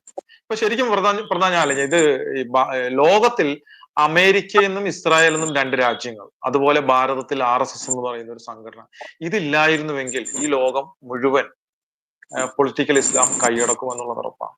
അതായത് ഈ ഭാരതം ഒരു മതേതര ജനാധിപത്യ രാജ്യമായി നിലകൊള്ളുന്നതുകൊണ്ട് മാത്രമാണ് ഇവിടെ ക്രിസ്ത്യാനികൾ ഒരു കുഴപ്പമില്ലാതെ ഇവിടെ ക്രിസ്ത്യാനികൾ ജീവിക്കുന്നത്. അത് എന്തുകൊണ്ട് ഇവിടെ മതേതരമായി നിൽക്കുന്നത് എന്തുകൊണ്ടാണ്? ഹിന്ദുക്കൾ ഇവിടെ ഭൂരിപക്ഷമായതുകൊണ്ട് മാത്രമാണ്. ഹിന്ദുക്കൾ ഈ ഭാരതത്തിൽ എന്ന് ഭൂരിപക്ഷമല്ല ന്യൂനപക്ഷമായി അവർ മാറുന്നു, അന്ന് ഇവിടെ ക്രിസ്ത്യാനികൾ ഉണ്ടാവില്ല, ഉറപ്പാണ്, 100% ഉറപ്പാണ്. ക്രിസ്ത്യൻ ഹിന്ദു സമുദായം ഇവിടെ ഭൂരിപക്ഷമായി നിൽക്കുന്നത് കൊണ്ടാണ് ഹിന്ദു സമുദായത്തിന് പകരം അവർ ന്യൂനപക്ഷമാവുകയും മുസ്ലിം സമുദായം ഭൂരിപക്ഷമാവുകയും ചെയ്താൽ അന്ന് ഇവിടെ ക്രിസ്ത്യാനികൾ ഉണ്ടാവില്ല. സത്യമാണ്. ഇവിടെ ഹിന്ദുക്കളും ക്രിസ്ത്യാനികളും തമ്മിലുള്ള പ്രധാനപ്പെട്ട വിഷയം എന്ന് പറയുന്നത് ഈ മതപരിവർത്തന വിഷയം മാത്രമാണ്, അല്ലാതെ മറ്റൊരു വിഷയമല്ല. അല്ല, പ്രാമാണികമായ ഒരു വിഷയം ഒരിക്കലും ഇല്ല ഇവിടെ. ഇപ്പം എന്റെ ഒരു കാഴ്ചപ്പാടിലും എനിക്കറിയാവുന്നതും ഒക്കെ ആയിട്ട് അവരുടെ 33 കോടി ദൈവങ്ങളിൽ ഒരു ദൈവമായിട്ടാണ് കർത്താവായ യേശു ക്രിസ്തുവിനെ അവർ കാണുന്നത്. അല്ലാതെ അവർ പ്രവാചകനായിട്ടോ പിഴച്ചുപറ്റവന്റെ മകനായിട്ടോ ദൈവമല്ല എന്നുള്ളതോ ക്രൂശിൽ മരിച്ചിട്ടില്ല ഒന്നും ഒരു ഹിന്ദുവും പറഞ്ഞതായിട്ട് എനിക്ക് കേട്ടില്ല. എനിക്കറിയാവുന്ന ഹിന്ദുക്കളിൽ ബഹുഭൂരിപക്ഷവും പെരുന്നാളിന് വരുന്നവരാണ്, ക്രിസ്മസ് ആഘോഷിക്കുന്നവരാണ്, ഒരു ദേവാലയത്തിന്റെ മുന്നിലൂടെ കടന്നു പോവുകയാണെങ്കിൽ നെഞ്ചത്ത് കൈവയ്ക്കുന്നവരാണൊക്കെ ഞാൻ കണ്ടിട്ടുള്ളത്. അവരൊരിക്കലും അവഹേളിച്ച് കണ്ടിട്ടില്ല. അപ്പൊ അവരുടെ 33 കോടി ദൈവങ്ങളിൽ ഒരു ദൈവമായിട്ടാണ് അവർ കർത്താവായ യേശു ക്രിസ്തുവിനെ കാണുന്നത്. അപ്പോ എന്നാൽ മറ്റൊരു കൂട്ടരോ, മുസ്ലിങ്ങളോ, അവര് കാണുന്നത് ക്രിസ്തുവിനെ പിഴച്ചുപറ്റവനായിട്ട്, അവൻ പ്രവാചകനായിട്ട്, അവൻ ക്രൂശിൽ മരിച്ചിട്ടില്ല, അവൻ കന്യാമറിയത്തിന്റെ യോനിയിലേക്ക് മലക്ക് വന്ന് ഊതിയിട്ടാണ് ഉണ്ടായത്. അപ്പൊ ഇങ്ങനെയൊക്കെ കാണുന്നതിന് അപ്പം ഇതിന് ആരാണ് യഥാർത്ഥ അവിശ്വാസി? ആര്? കർത്താവ് യേശു ക്രിസ്തുവിനെ ദൈവമായിട്ട് കാണുന്ന ഹൈന്ദവരാണോ അവിശ്വാസികൾ? അതോ കർത്താവ് യേശു ക്രിസ്തുവിനെ പ്രവാചകനായിട്ട് കാണുന്ന, പിഴച്ചുപറ്റാനായിട്ട് കാണുന്ന മുസ്ലിങ്ങളാണോ അവിശ്വാസികൾ? ആരെയാണ് നമ്മൾ ആദ്യം സുവിശേഷം കൊടുക്കേണ്ടത്? ഇതിൽ ആർക്കാണ്? യഥാർത്ഥ സത്യ ഏക ദൈവത്തിനെ മനസ്സിലാക്കി കൊടുക്കേണ്ടത് ഹിന്ദുവിനാണോ മുസ്ലിമിനാണോ? ദൈവമായിട്ട് അംഗീകരിച്ചിരിക്കുന്നവരാണ് ഹിന്ദുക്കൾ. ദൈവമല്ല, ഇത് പ്രവാചകനാണ് എന്ന് പറയുന്ന, ക്രൂശീകരണം നടന്നിട്ടില്ല എന്ന് പറയുന്നവരാണ് മുസ്ലിങ്ങൾ. അപ്പോൾ സത്യ ഏക ദൈവത്തിനെ ആർക്കാണ് നാം ആദ്യം മനസ്സിലാക്കി കൊടുക്കേണ്ടത്? മുസ്ലിങ്ങൾക്കാണ്. പക്ഷെ എന്തുകൊണ്ടാണ് പെരുമ്പാവൂരിലേക്കും മലപ്പുറത്തേക്കും തിരൂരിലേക്കും ലക്ഷദ്വീപിലേക്കും ഒന്നും സുവിശേഷമായിട്ട് പോകാതെ സൗദിയിലേക്കൊന്നും? കൈ ഉണ്ടാവില്ല, അല്ല തലയുണ്ടാവില്ല, അത് അകത്തും. ഇതാണ്. അപ്പോ ഞാൻ മറ്റൊരു കാര്യം കൂടെ പറയാം. ഈ മതപരിവർത്തന വിഷയം എന്ന് പറയുന്നത് വളരെ സെൻസിറ്റീവാണ്. അപ്പോ ഈ ഉത്തരേന്ത്യയിലുള്ള ഒരു പ്രശ്നം എന്ന് ആലോചിച്ച് നോക്കുക. ഇവിടെ ഞങ്ങൾ തന്നെ ലവ് ജിഹാദിനെ എതിർക്കുന്നുണ്ട്. എന്താ അതിന്റെ കാരണം? നമ്മുടെ ക്രിസ്ത്യൻ സമുദായത്തിലെ ഒരു പെണ്ണ്, അവൾ പ്രേമത്തിൽപ്പെട്ട് മതം മാറി മുസ്ലിം മതം സ്വീകരിക്കുന്നതിനെ നമ്മൾക്ക് ഒരു തരത്തിലും അംഗീകരിക്കാൻ സാധിക്കില്ല. വിദ്യാസമ്പന്നരായുള്ള പ്രബുദ്ധരുടെ ഈ കേരളത്തിലെ നമ്മുടെ പെൺകുട്ടികൾ പ്രണയത്തിന്റെ കെണിയിൽ വീണ്, അല്ലെ മയക്കുമരുന്നിന്റെ കെണിയിൽ വീണ് മതം മാറ്റം ചെയ്തിട്ട് ഇസ്ലാമായിട്ട് പോകുന്നതിനെ നമുക്ക് സഹിക്കാൻ സാധിക്കുന്നില്ല. അല്ലെ ഒരു ഇന്റലക്ച്വൽ ജിഹാദിലൂടെ ആത്മീയമായിട്ട് മാറി മുസ്ലിമായിട്ട് നമ്മുടെ ഒരു പയ്യൻ, ആൺകുട്ടി പോകുന്നതിനെ നമുക്ക് സഹിക്കുന്നില്ല. എന്തുകൊണ്ടാണ്? നമുക്കതിന് ഒരു തരത്തിലും സാധിക്കില്ല. നമുക്ക് വേദനയാണ് ആവശ്യം. അപ്പോൾ ഇതേ വേദന തന്നെയല്ലേ ഉത്തരേന്ത്യയിലെ സംഘപരിവാർ സംഘടനകളുടെ ആളുകൾക്കും ഹിന്ദുക്കൾക്കും ഉണ്ടാവുന്നത്? അല്ലേ? നമ്മളത് ഉൾക്കൊള്ളണ്ടേ? നമ്മളത് മനസ്സിലാക്കണം. നമ്മുടെ മക്കൾ മുസ്ലിം മതത്തിലേക്ക് പ്രണയത്തിന്റെ കെണിയിൽ പോകുന്നതിനെ നമ്മൾക്ക് ഉൾക്കൊള്ളാൻ സാധിക്കുന്നില്ല. നമ്മൾക്കത് വേദനയാണെങ്കിൽ ഇതേ വേദന തന്നെയാണ് ഹിന്ദുവിനും ഉള്ളത്. അത് നാം അംഗീകരിക്കാൻ തയ്യാറാവണം. സുവിശേഷം പറഞ്ഞു കൊടുക്കുന്നതിന് ഈ രാജ്യത്ത് ഒരു തടസ്സവും ഇല്ല. മതം പ്രചരിപ്പിക്കാനുള്ള അവകാശം ഈ രാജ്യം നമുക്ക് നിയമപ്രകാരം തരുന്നുണ്ട്. അപ്പോ നാം ക്രിസ്തുവിന്റെ സുവിശേഷം പകർന്നു കൊടുക്കുക, നമ്മുടെ ജീവിതത്തിലൂടെ, നമ്മുടെ പ്രവൃത്തികളിലൂടെ അവനെ അത് ബോധ്യപ്പെടുത്തി കൊടുക്കുക. എന്നിട്ട് അവന്റെ ജീവിതത്തിൽ ഒരു മിറക്കിൾ സംഭവിച്ചോ, അല്ലെങ്കിൽ അവൻ സ്വയം ക്രിസ്തുവിനെ അറിഞ്ഞ് പഠിച്ച് അവൻ ക്രിസ്തു മതത്തിലേക്ക് വരട്ടെന്ന്. അവനെ നമ്മൾ രണ്ട് കൈ നീട്ടി സ്വീകരിക്കണം. അല്ലാതെ പണം, പ്രലോഭനം, പ്രത്യാശ, പാരിതോഷികം, പ്രഷർ ഇതൊന്നും കൊടുത്തുകൊണ്ടുള്ള മതപരിവർത്തനത്തെ ഒരു കാരണവശാലും അംഗീകരിക്കാൻ സാധിക്കില്ല. അത് അങ്ങനെയുള്ള ഉണ്ടെങ്കിൽ അത് അല്ല നിർത്തണം അല്ല എന്നുള്ളത് മ- തന്നെയാണ് അല്ല എന്റെ അഭിപ്രായം. ഒരാൾക്ക് ഒരാൾക്ക് മതം മാറണമെന്നുണ്ടെങ്കിൽ ഇവിടെ കളക്ടറേറ്റിൽ പോയി അപേക്ഷ കൊടുത്താൽ മതി. തീർച്ചയായിട്ടും അത് മതി. അത് മതി, ഇപ്പൊ ഞാൻ അത് പറയട്ടെ, കുഴപ്പമില്ല. അല്ല ഞാൻ പറയട്ടെ, ഉം. ഇവിടെ കടബാധ്യത കാരണം ഷൈനിമാരും പെൺമക്കളും ട്രെയിനിന്റെ മുന്നിൽ കെട്ടിപ്പിച്ചു നിന്ന് ആത്മഹത്യ ചെയ്യുമ്പോൾ ഇവിടുത്തെ വിശ്വാസികളുടെ നിന്ന് പിരിച്ച് ഉത്തരേന്ത്യയില് ആദിവാസികളെ ഉദ്ധരിക്കുന്ന പരിപാടി അവസാനിപ്പിക്കണമെന്ന്. ഇവിടെ 100-ൽ ഒരെണ്ണത്തിനെ നഷ്ടപ്പെടുമ്പോൾ നീ 99-നെ ഉപേക്ഷിച്ച് നഷ്ടപ്പെട്ട ഒന്നിനെ കണ്ടെത്തണമെന്നാണ് പറഞ്ഞിരിക്കുന്നത്, തിരിച്ചു കൊണ്ടുവരണമെന്നാണ് പറഞ്ഞിരിക്കുന്നത്. അല്ലാതെ ഇവിടെ നിന്നെങ്കിലും 10 വേറെ പിടിച്ചോണ്ട് വരാനല്ല പറഞ്ഞിരിക്കുന്നത്. അല്ല, അപ്പോ ഇവിടെ ഉള്ളവരെ ഇവിടെ നിലനിർത്തുക എന്നുള്ളതാണ് ആവശ്യം. അതിനു വേണ്ടുന്ന കാര്യങ്ങൾ ചെയ്യണം. അല്ലാതെ ഇവിടെ ഉള്ളവരെ നിന്ന് കാശ് പിരിച്ചുകൊണ്ട് പോയി ഉത്തരേന്ത്യകളെ ആദിവാസികളെ ഉദ്ധരിക്കുന്ന പരിപാടി ക്രൈസ്തവ സമുദായം അത് ഏത് സഭയായാലും അവസാനിപ്പിക്കണം. ഒരു കാലഘട്ടത്തിൽ ഇവിടുത്തെ മിഷൻ പ്രവർത്തനം ഇവിടെ ആവശ്യമായിരുന്നു. അപ്പം പക്ഷെ ഇന്ന് അത് ചെയ്യാൻ അന്ന് ചെയ്തിരുന്ന കാര്യങ്ങൾ ചെയ്യാനുള്ള പ്രാപ്തിയും കഴിവും സിസ്റ്റവും പണവും എല്ലാം ഇന്ന് ഭാരതത്തിലെ ഗവൺമെന്റുകൾക്കുണ്ട്. ഭാരതം ആര് ഭരിച്ചാലും അപ്പൊ അതുണ്ട്. അപ്പോൾ ഇന്നത്തെ മിഷൻ പ്രവർത്തനം ആ രീതി മാറ്റണം, അതിനെ അവസാനിപ്പിക്കണം. അപ്പൊ ഇപ്പൊ ഉള്ള ക്രിസ്ത്യാനികളെ അവരുടെ ഭൗതിക സാഹചര്യങ്ങൾ വർദ്ധിപ്പിച്ച് അവരെ ആത്മീയമായിട്ട് ഉണർത്തി അവരെ പിടിച്ചു നിർത്തി ക്രിസ്ത്യൻ സമുദായത്തിൽ തന്നെ പോകാതെ അവരെ പിടിച്ചു നിർത്താൻ വേണ്ടുന്ന കാര്യങ്ങൾ അവരുടെ ഭൗതികവും ആത്മീയവുമായുള്ള കാര്യങ്ങൾക്ക് ഇത് കൊടുക്കണം. അതാണ് വേണ്ടത്. അല്ലാതെ ഇവിടെ നമ്മുടെ ഈ കേരളത്തിലെ നമ്മൾ കേരളം നേരിടുന്ന, നമുക്ക് വേഗം പോവാം, ഈ കേരളം നേരിടുന്ന ഈ വെല്ലുവിളി ഈ അടുത്ത ഒരു ഭരണത്തോടു കൂടി 2026 തെരഞ്ഞെടുപ്പോടുകൂടെ BJPയുടെ ഒരു സാധ്യത എന്താണ്, അവിടെ കേരളത്തിൽ ഉള്ള സാധ്യത എന്താണ്? അതോടൊപ്പം കേരളത്തിൽ ഇപ്പോൾ വളർന്നു വരുന്ന ഒരു നേതാവാണ് ഷോൺ ജോർജ്, PC ജോർജ് സാറിന്റെ മാൻ. അദ്ദേഹത്തിനൊക്കെ ഉള്ള ഒരു പ്രാധാന്യം എന്താണ് ഇനിയുള്ള ഈ സമയത്ത്? ഈ 2026 തെരഞ്ഞെടുപ്പില് ഇടതുപക്ഷം അധികാരത്തിൽ വരുമെന്നുള്ളതാണ് എൻ്റെ ഒരു വിലയിരുത്തൽ പൊതുവെ. കാരണം എന്ന് വെച്ച് കഴിഞ്ഞാല് കുറെ ആളുകൾ BJPയിലേക്ക് മാറിയിട്ടുണ്ട്. അങ്ങനെ വരുമ്പം കോൺഗ്രസിൽ നിന്ന് കുറെ വോട്ട് പോകാൻ സാധ്യതയുണ്ട്. അത് ഇടതുപക്ഷത്തിന് ഗുണം ചെയ്യും എന്നുള്ളതാണ് എൻ്റെ ഒരു അഭിപ്രായം. കേരളത്തിൽ എന്താണ് BJPയുടെ ഒരു സാധ്യത? അതോടൊപ്പം തന്നെ ഈ നേതാക്കന്മാർ, ഇപ്പോൾ ജോർജ് കുര്യൻ സാറുണ്ട്, സുരേഷ് ഗോപിയുണ്ട്, MP മാരാണെങ്കിൽ പോലും അവരുടെയൊക്കെ ഒരു സാധ്യത, PC ജോർജ് സാറിന്റെ സാധ്യത, പ്രധാനമായിട്ട് ഷോൺ ജോർജ് ചെറുപ്പക്കാരനാണ്, വളരെ ശക്തനാണ്, നന്നായി സംസാരിക്കാൻ അറിയാവുന്ന ആളാണ്, പക്വതയുണ്ട്. അദ്ദേഹത്തിന്റെയൊക്കെ ഒരു ഭാവി എന്താണ്? തീർച്ചയായിട്ടും ശരിക്കും ഇനിയിപ്പോ 2026 തെരഞ്ഞെടുപ്പ് സംഭവിക്കാൻ സാധ്യതയുള്ളത് ഒരിക്കൽ കൂടെ LDF ഭരണം അധികാരത്തിൽ വരാനാണ് ചാൻസ് ഏറെ. കാരണം ഇവിടെ ശരിക്കും പറഞ്ഞാൽ നല്ലൊരു മാറ്റം ഇപ്പം ലോക്സഭാ തെരഞ്ഞെടുപ്പിൽ പോലും ജനങ്ങൾക്ക് കാര്യങ്ങൾ അവർ മനസ്സിലാക്കിയ ഒരു വിഭാഗം ഇവിടെ വളർന്നു വരികയാണ്. അപ്പൊ അതുകൊണ്ട് തന്നെ 2026 തെരഞ്ഞെടുപ്പ് നല്ല രീതിയിലെ മാറ്റങ്ങൾ ഇവിടെ ഉണ്ടാവും. പരമ്പരാഗതമായിട്ട് രാഷ്ട്രീയ അടിമത്തത്തിൽ നിന്ന ക്രിസ്ത്യാനികൾ മാറി ചിന്തിക്കുവാൻ തയ്യാറാവും. അപ്പോൾ ലോക്സഭാ തെരഞ്ഞെടുപ്പിൽ കണ്ട മാറ്റമായിരിക്കില്ല, അതിന്റെ 10 മടങ്ങ് വലിയൊരു മാറ്റമായിരിക്കും 2026 കേരള നിയമസഭാ തെരഞ്ഞെടുപ്പിൽ ഉണ്ടാകും. അത് കൂടുതലും അനുകൂലമായി മാറുക BJPക്ക് ആയിരിക്കും. തികച്ചും ഞാൻ നേരത്തെ ആദ്യമേ തുടക്കത്തിൽ സൂചിപ്പിച്ചതുപോലെ എല്ലാ സമുദായങ്ങൾക്കും എന്നതുപോലെ എല്ലാ സമുദായങ്ങളെയും ഒരേപോലെ കാണുന്ന ഈ ഇടത് വലത് മുന്നണികളുടെ UDF LDFന്റെ അനീതിക്കെതിരെ നിയമസഭയിൽ ശബ്ദിക്കാൻ കഴിയുന്ന ഒരു 4-5 MLA-മാരെ ഉണ്ടാക്കിയെടുക്കാൻ തീർച്ചയായിട്ടും സാധിക്കും. പക്ഷെ ഇവിടെ നഷ്ടം വരാൻ പോകുന്നത്, അങ്ങനെ ക്രിസ്ത്യാനികൾ ഇവിടെ മാറി ചിന്തിക്കുമ്പോൾ, ഹൈന്ദവർ മാറി ചിന്തിക്കുമ്പോൾ നഷ്ടം വരാൻ പോകുന്നത് എന്ത് തന്നെയായാലും കോൺഗ്രസിന് തന്നെ ആയിരിക്കും. പിന്നെ കേരള കോൺഗ്രസുകളൊന്നും അപ്രസക്തമായി കഴിഞ്ഞു. ഇനിയൊരു തിരിച്ചുവരവോ ഉയർത്തെഴുന്നേൽപ്പോ അതിനുള്ള സാധ്യതകളൊന്നും തന്നെയില്ല. പിന്നെ ഈ ഷോൺ ജോർജ് എന്ന് പറഞ്ഞാൽ, ഇപ്പോൾ ഫസ്റ്റ് സൂചിപ്പിച്ചല്ലോ, ഷോൺ ജോർജ് എന്ന് പറയുന്നത് ശരിക്കും ഞാൻ പറഞ്ഞില്ലേ, ഇപ്പോൾ ജോസ് കെ മാണിയുടെ അവസ്ഥ നമ്മൾക്ക് എല്ലാവർക്കും അറിയാം. ഒരു തിരിച്ചുവരവ് അദ്ദേഹത്തിന് ഇല്ല. അനൂപ് ജേക്കബ്, അദ്ദേഹത്തിന് അവിടുന്ന് ജയിക്കണമെന്ന് മാത്രമേ ഉള്ളൂ. പാർട്ടി വളരണമെന്നോ അദ്ദേഹത്തിന്റെ മറ്റ് MLA-മാർ അദ്ദേഹത്തിന്റെ പാർട്ടി ഉണ്ടാവണമെന്നും ഇല്ല. അപ്പോൾ അതുപോലെ തന്നെയാണ് ഇപ്പം ചാണ്ടി ഉമ്മൻ പോലും, ഉമ്മൻചാണ്ടിയുടെ മകനായിരുന്നു ചാണ്ടി ഉമ്മൻ പോലും സൈഡ് ലൈൻ ചെയ്യപ്പെട്ടു. എവിടെയെങ്കിലും എന്തെങ്കിലും പരിപാടികൾക്കോ പാർട്ടി പരിപാടികൾക്കോ അദ്ദേഹത്തെ കാണുന്നുണ്ട്? ഇല്ല. അപ്പോ ഇനി ക്രിസ്ത്യാനികൾ പ്രതീക്ഷ അർപ്പിക്കുന്ന ഒരു നേതാവാണ് ഷോൺ ജോർജ്. ഷോൺ ജോർജിനെ പോലുള്ളവരിലാണ് നമ്മുടെ പ്രതീക്ഷ എന്ന് പറയുന്നത്. അദ്ദേഹത്തെ പോലുള്ള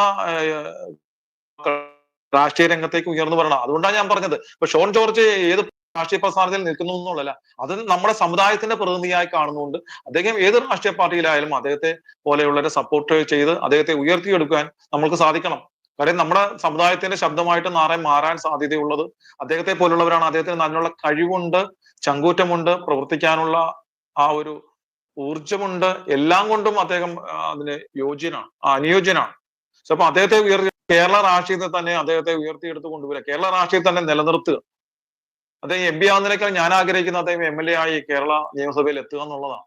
അപ്പോൾ അതിന് വേണ്ടുന്ന കാര്യങ്ങൾ നമ്മുടെ ആളുകൾ മത്സരിക്കുമ്പോൾ ഇതുപോലുള്ള ആളുകളെ നമ്മുടെ പരമ്പരാഗത രാഷ്ട്രീയം മാറ്റിവെച്ചുകൊണ്ട് അദ്ദേഹത്തെ പോലുള്ളവരെ ഉയർത്തിയെടുക്കുകയാണ് ചെയ്യേണ്ടത്. തീർച്ചയായിട്ടും ഉയർന്നു വന്ന് നല്ല രീതിയിൽ വരുവാൻ സാധ്യതയുള്ള ഒരു നേതാവ് തന്നെയാണ് ഷോൺ ജോർജ്. അദ്ദേഹത്തിന് നല്ല ഭാവിയുണ്ട്. തീർച്ചയായും അദ്ദേഹത്തിന് അതിൻ്റെതായ ഒരു മാറ്റം ഉണ്ടാക്കിയെടുക്കാൻ വളരെ കുറഞ്ഞ കാലം കൊണ്ട് തന്നെ അദ്ദേഹത്തിന്റെ ആ ഒരു സ്പേസ് ഉണ്ടാക്കിയെടുക്കാൻ സാധിച്ചിട്ടുണ്ട്. അത് നാൾക്ക് നാൾ വർദ്ധിക്കുകയുള്ളൂ. അത് BJPക്കും അദ്ദേഹത്തിന്റെ ആ ഒരു ഇത് മുതൽക്കൂട്ടായിരിക്കും. അതും പരമാവധി BJPക്ക് അതിനെ ഉപയോഗപ്പെടുത്താൻ സാധിക്കുകയാണെന്നുണ്ടെങ്കിൽ അതിനനുസരിച്ച് ക്രിസ്ത്യൻ സമുദായത്തിന്റെ ഭാഗത്തു നിന്ന് വലിയ മാറ്റങ്ങൾ ഉണ്ടാവുകയും ചെയ്യും. ഈ കാസ എന്ന സംഘടനയ്ക്ക് ഈ ബിഷപ്പ്മാരോടും ആർച്ച് ബിഷപ്പ്മാർ, അതായത് പിതാക്കന്മാരോടൊക്കെ ഉള്ള ഒരു ബന്ധം എങ്ങനെയാണ്? പിന്നെ അവരുമായിട്ടുള്ള ഒരു ഒരു റിലേഷൻഷിപ്പ് എങ്ങനെയാണ് ഈ കാസയ്ക്ക്? കാസ എന്ന് പറയുന്നത് ശരിക്കും പറഞ്ഞാൽ ഒരു ക്രിസ്ത്യൻ സഭയുടെ ഔദ്യോഗിക അംഗീകാരമുള്ള ഒരു സംഘടനയല്ല കാസ എന്ന് പറയുന്നത്. കാര്യം ഇതൊരു സഭയുടെ മാത്രം സംഘടനയല്ലല്ലോ. ഇതിനകത്ത് കത്തോലിക്കർ മുതൽ പെന്തക്കോസ്ത് വിശ്വാസികൾ വരെയുള്ള യാക്കോബൈറ്റും ഓർത്തഡോക്സും അങ്ങനെയുള്ള എല്ലാ സഭകളും ചേർന്നിട്ടുള്ള സഭാവിശ്വാസികളുടെ ഒരു സംഘടനയാണ്. അപ്പൊ ഇതിനെ ഒരു സഭകളുടെയും അംഗീകാരത്തിനായിട്ട് നമ്മൾ ആരെയും സമീപിച്ചിട്ടില്ല. അംഗീകാരം ഒരിക്കലും കിട്ടരുത് എന്നുള്ളതാണ് ഞങ്ങളുടെ ആഗ്രഹം. അതിന്റെ കാരണം എന്ന് പറയുന്നത്, സഭയുടെ ഔദ്യോഗിക അംഗീകാരമുള്ള ഒരു സംഘടന എന്ന് പറയുമ്പോൾ അതിന്റെ പ്രവർത്തനങ്ങൾക്ക് ഒരു ബൗണ്ടറി നമ്മൾ നിശ്ചയിക്കേണ്ടി വരും. അതിന്റെ വാക്കുകൾക്കായാലും പ്രവൃത്തികൾക്കായാലും ഒരു ബൗണ്ടറി ഉണ്ടാവും. ഇതാകുമ്പോൾ ഒരു ബൗണ്ടറി ഇല്ല, ഞങ്ങളുടെ തീരുമാനമാണ്. പിന്നെ മറ്റൊരു കാര്യം എന്ന് പറയുന്നത്, സഭയ്ക്കുടെ ഒരു സഭയുടെ അംഗീകാരം വരുമ്പോഴത്തേക്ക് ആ ഒരു സംഘടനയുടെ ഭാഗത്ത് നിന്ന് എന്തെങ്കിലും ഫാൾട്ടുകൾ സംഭവിച്ചാൽ ആ ഫാൾട്ടുകൾക്ക് സഭാ നേതൃത്വവും ഉത്തരവാദിത്വം പറയേണ്ടതായിട്ട് വരും. ഇത് ഇങ്ങനെ ആകുമ്പോഴത്തേക്ക് ഒരു പ്രശ്നവും ഇല്ല. ഇത് സ്വതന്ത്ര സംഘടനയാണ്.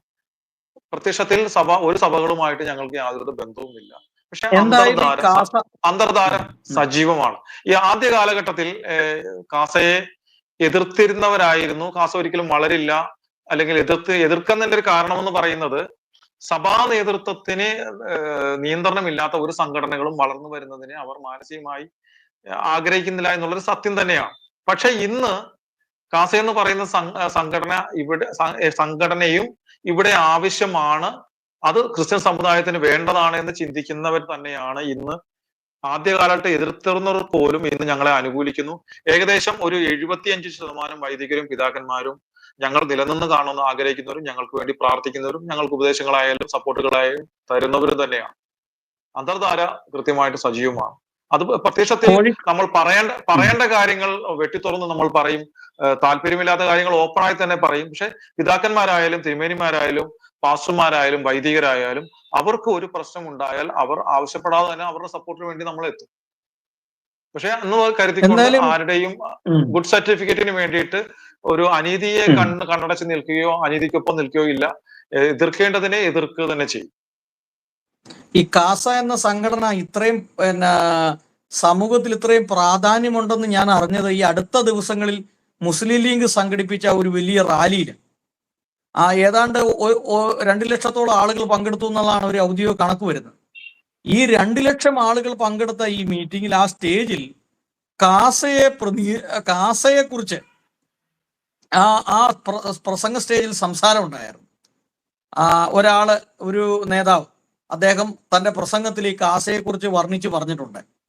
അപ്പം എല്ലാ മുക്കിലും മൂലയിലും ക്രിസ്ത്യാനിക്കും ഹിന്ദുവിനും മുസ്ലിമിനും എല്ലാവർക്കും ഈ കാസ എന്ന് പറയുന്ന സംഘടനയെ അറിയാം, കെവിൻ പീറ്റർ എന്ന് പറയുന്ന ആളെ അറിയാം. അപ്പോൾ കെവിൻ പീറ്റർ സാറൊക്കെ ഒരു വലിയ ടാർഗറ്റിന്റെ പുറത്ത് നിൽക്കുന്ന ആളാണ്. അതുകൊണ്ടാണ് ഞാൻ ഈ പറഞ്ഞത്. എല്ലാ ആളുകളും വളരെ കാര്യഗൗരവമായി ഉറ്റുനോക്കിക്കൊണ്ടിരിക്കുകയാണിത്. അത് മാത്രമല്ല, BJPയെ സപ്പോർട്ട് ചെയ്യുന്നു എന്നുള്ള ഒരു ചിന്തയുള്ളത് കൊണ്ട് ഇടതുപക്ഷവും വലതുപക്ഷവും ഒരു ശത്രുതാ ലിസ്റ്റിലാണ് നിർത്തിയിരിക്കുന്നത്. അതും അതിൻ്റെ അകത്തൊരു പ്രധാനപ്പെട്ട കാര്യമാണ്.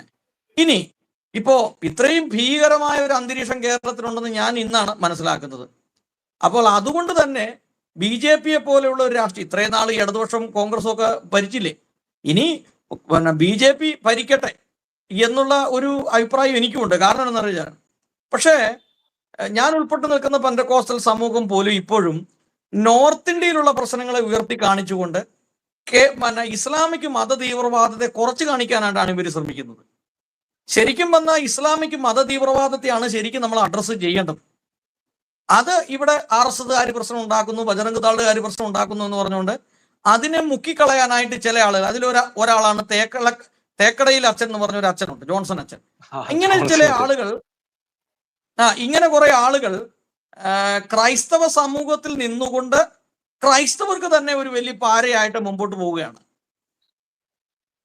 അപ്പൊ ഇതിനകത്ത് നേരത്തെ മുസ്ലിം ലീഗിന്റെ സമ്മേളനത്തിൽ KM ഷാജിയാണ് കാസയെ കുറിച്ച് പറഞ്ഞത്. പശ്ചാത്ത വാക്കുകൾ ഉപയോഗിച്ചില്ല എന്ന് മാത്രമേ ഉള്ളൂ. അതല്ലേ ഉദ്ദേശിച്ചത്?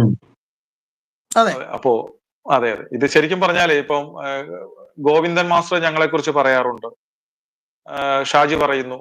ശരി, ഇവർക്ക് ഞങ്ങളെ കൃത്യമായിട്ട് ഞങ്ങളെ അറിയാം. കാര്യം സർക്കാർ, ഇപ്പൊ ഗോവിന്ദൻ മാസ്റ്റർ എന്ന് പറയുന്നത് സർക്കാരിന്റെ ഭരിക്കുന്ന പാർട്ടിയുടെ സംസ്ഥാന സെക്രട്ടറിയാണ്. ഇവിടുത്തെ സ്റ്റേറ്റ് ഇന്റലിജൻസ് എന്ന് പറയുന്നത് അവരുടെ കൈകളിലാണ്. കൃത്യമായിട്ട് അവർക്ക് ഗ്രൗണ്ട് റിപ്പോർട്ട് അവരുടെ കൈകളിൽ എത്തുന്നതാണ്. അത് അവർ അനലൈസ് ചെയ്യുന്നതാണ്. അതുകൊണ്ട് തന്നെയാണ് കാസയെ ഗോവിന്ദൻ മാസ്റ്റർ ആയാലും ഷാജിയൊക്കെ ആയാലും എതിർക്കുന്നത്. കാരണം എന്ന് പറയുന്നത്, ഇവിടെ ഒരു രാഷ്ട്രീയ പ്രസ്ഥാനത്തെ അധികാരത്തിൽ കയറ്റുന്നത് അല്ലെങ്കിൽ രാഷ്ട്രീയ പ്രസ്ഥാനത്തെ വിജയിപ്പിക്കുന്നത് എന്ന് പറയുന്നത് ആ പാർട്ടിയുടെ അംഗങ്ങളല്ല. അംഗങ്ങൾ കുറച്ചു മാത്രമേ കാണുള്ളൂ. കാംക്ഷികളും നിഷ്പക്ഷരായിട്ട് നിൽക്കുന്ന ആൾക്കാരും കൂടെ ചേരുമ്പോഴാണ് ഇപ്പോൾ ഒരു രാഷ്ട്രീയ പ്രസ്ഥാനത്തെ അല്ലെ ഒരു മുന്നണിയെ അധികാരത്തിൽ കയറ്റും. അപ്പോ എത്ര അംഗങ്ങൾ ഉണ്ട് എന്നുള്ളതല്ല, ഞങ്ങൾക്ക് ഒരു സ്ഥലത്ത് ഒരു 10 പേരെ ഉള്ളതിലും ഞങ്ങൾക്ക് അവിടുത്തെ ഒരു 1000 പേരുടെ മൈൻഡിനെ മാറ്റാൻ ഞങ്ങൾക്ക് തന്ത്രങ്ങളുണ്ട്. ഞങ്ങൾക്കത് കൃത്യമായിട്ട് അറിയാൻ, ഞങ്ങളത് ചെയ്യുന്നുണ്ട്.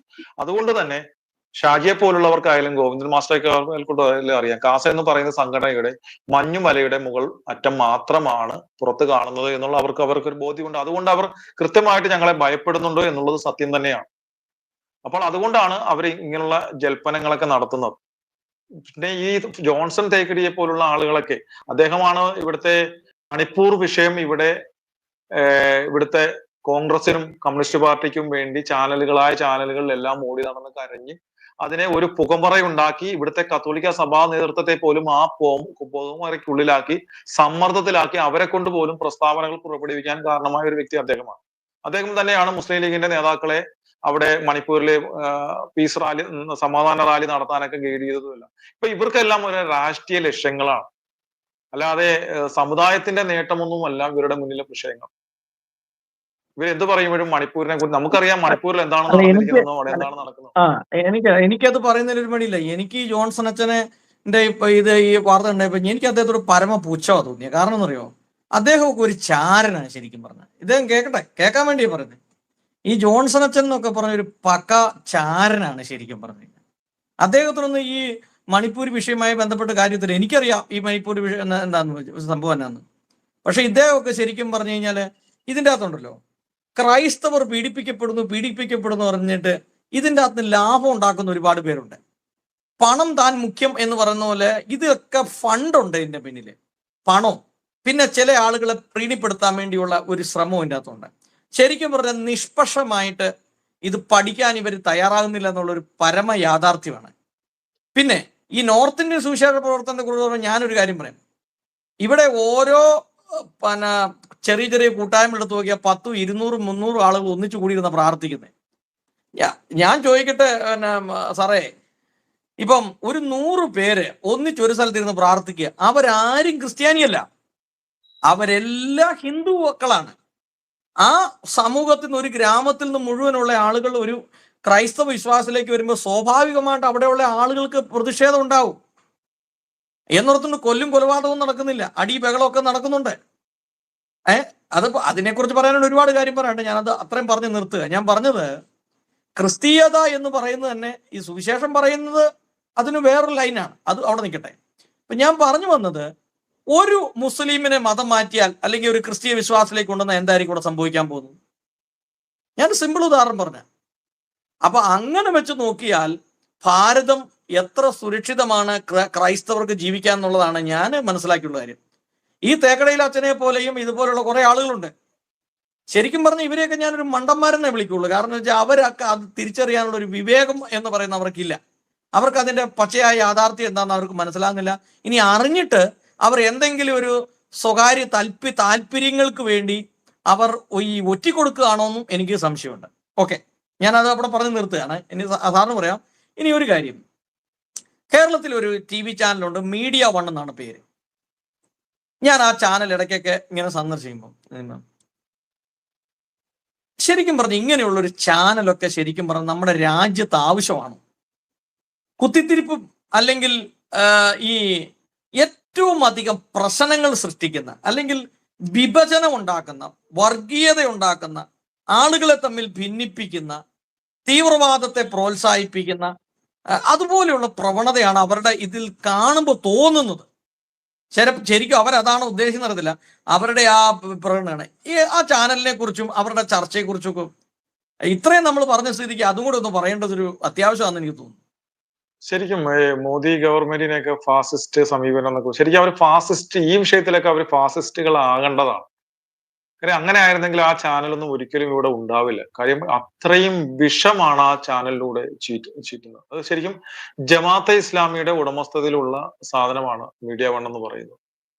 അതില് നടത്തുന്ന ഓരോ കാര്യങ്ങളും, പ്രത്യേകിച്ച് അവരുടെ 3 പേർ ചേർന്ന് കൂടിയിരുന്ന് നടത്തുന്ന ഒരു ചർച്ചയൊക്കെ ഉണ്ട്. അതിലൊക്കെ പറയുന്നത്, ഇപ്പോൾ ഈ ദിവസങ്ങളിൽ പെഹൽഗാമിൽ നടന്നതിനെ കുറിച്ചൊക്കെ പറഞ്ഞു വരുന്നത്, നമ്മളത് കേട്ട് കഴിഞ്ഞാൽ നമ്മുടെ ആ ചാനലിന്റെ ഓഫീസിൽ തിരക്കി ചെന്ന് അവരെ ഒന്ന് മർദ്ദിച്ചാലോ എന്ന് നമുക്ക് തോന്നിപ്പോകും. കാര്യം അത്ര വിഷമാണ് ആ ചാനലിലൂടെ ചീറ്റുന്നത്. അതിനെയൊക്കെ ശരിക്കും പറഞ്ഞു കഴിഞ്ഞാൽ നമ്മളുടെ കോടതികളും ഒക്കെ യാഥാർത്ഥ്യ ബോധത്തോടെ ചിന്തിക്കുകയാണെങ്കിൽ ഇതിനെയൊക്കെ പണ്ടേ ഇത് തന്നെ നിരോധിക്കേണ്ട കാലം കഴിഞ്ഞിരുന്നു. ഇപ്പോൾ ഉണ്ടായിരിക്കുന്ന ഈ പഹൽഗാം വിഷയത്തിൽ അവരുടെ നിലപാട് എടുത്താൽ മാത്രം മതി. അതായത് ഒരു സമൂഹത്തെ എങ്ങനെയൊക്കെ തെറ്റിദ്ധരിപ്പിക്കാമോ അതെല്ലാം അവർ ചെയ്യുകയാണ്. അത് ഒരു വിഷയത്തിൽ മാത്രമല്ല, ഏതൊരു വിഷയത്തിലായാലും. എവിടെ ഇപ്പോൾ ഏറ്റവും അവസാനം നമ്മുടെ ഒരു അമ്പലത്തിന്റെ, ഒരു പള്ളിയുടെ, പാലാ രൂപതയുടെ ഒരു ഭൂമിയിൽ നിന്നും, ഒരു അമ്പലത്തിന്റെ ഭൂമിയായിരുന്നു അത്, പലതവണ ആളുകൾ മറിഞ്ഞ് അത് പാലാ രൂപതയുടെ കീഴിലെത്തി. അവിടെ കപ്പയ്ക്ക് വേണ്ടി കളച്ചപ്പോഴത്തേക്ക് ഒരു പഴയ ശിവലിംഗം കിട്ടി. അവിടെ അമ്പലത്തിനും പ്രശ്നമില്ല, പള്ളിക്കാർക്കും പ്രശ്നമില്ല. അവരവർ എമ്മയിൽ പരിഹരിക്കാൻ പോകുമ്പോഴത്തേക്ക് ഇവർ വ്യാജ വാർത്ത ഉണ്ടാക്കുകയാണ്. ക്ഷേത്ര അധികൃതർ അവകാശവാദം ഉന്നയിച്ച് അവകാശവാദം പാലാ ബിഷപ്പ് ഹൗസ് തള്ളി എന്ന് പറഞ്ഞുകൊണ്ട് 2 വ്യാജ വാർത്തകൾ ഇവർ ഉണ്ടാക്കുക. അപ്പോൾ ഏത് തരത്തിലും ഹിന്ദു ക്രിസ്ത്യൻ സമുദായങ്ങളെ തമ്മിൽ തല്ലുക, തമ്മിൽ അകറ്റുക, സമൂഹത്തിൽ പ്രശ്നങ്ങൾ ഉണ്ടാക്കുക, ഇവിടുത്തെ മതമൗലികവാദത്തെ വളർത്തുക, ഇതാണ് ആ ചാനൽ ചെയ്തുകൊണ്ടിരിക്കുന്നത്. അതിനെ ഏറ്റവും പെട്ടെന്ന് നിരോധിക്കുകയാണ്. ഇപ്പോൾ ഈ ഭാരതം ഭരിച്ചിട്ട് പോലും BJPക്ക് അത് സാധിക്കുന്നില്ല എന്ന് പറയുമ്പോൾ ശരിക്കും നാണക്കേട് തന്നെയാണ്. അത്തരത്തെ ഒരു ചാനലിനെ ഒരു ദിവസം പോലും എയർ ചെയ്യാൻ അനുവദിക്കരുത്. അതിനെ നിരോധിക്കേണ്ട കാലം കഴിഞ്ഞു.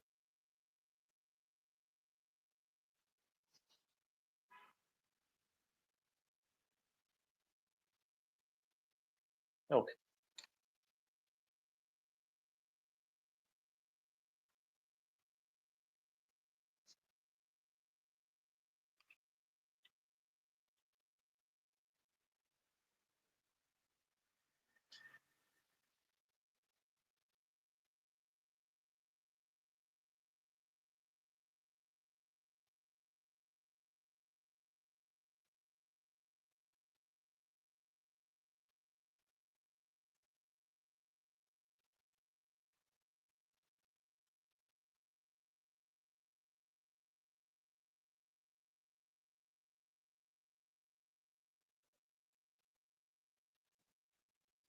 പാലങ്ങള് ഞങ്ങളുടെ ഈ ജില്ലയില് 6 ഓവർ ബ്രിഡ്ജാണ്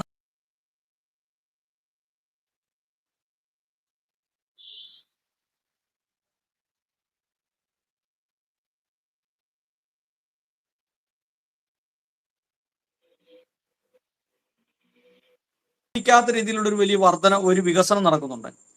പക്ഷെ ഇതൊന്നും ആളുകളുടെ കൺമുമ്പിൽ കാണുന്നില്ല. ആളുകളത് എന്തുകൊണ്ടാണ് ജനത്തെ തെറ്റിദ്ധരിപ്പിക്കുകയാണ്.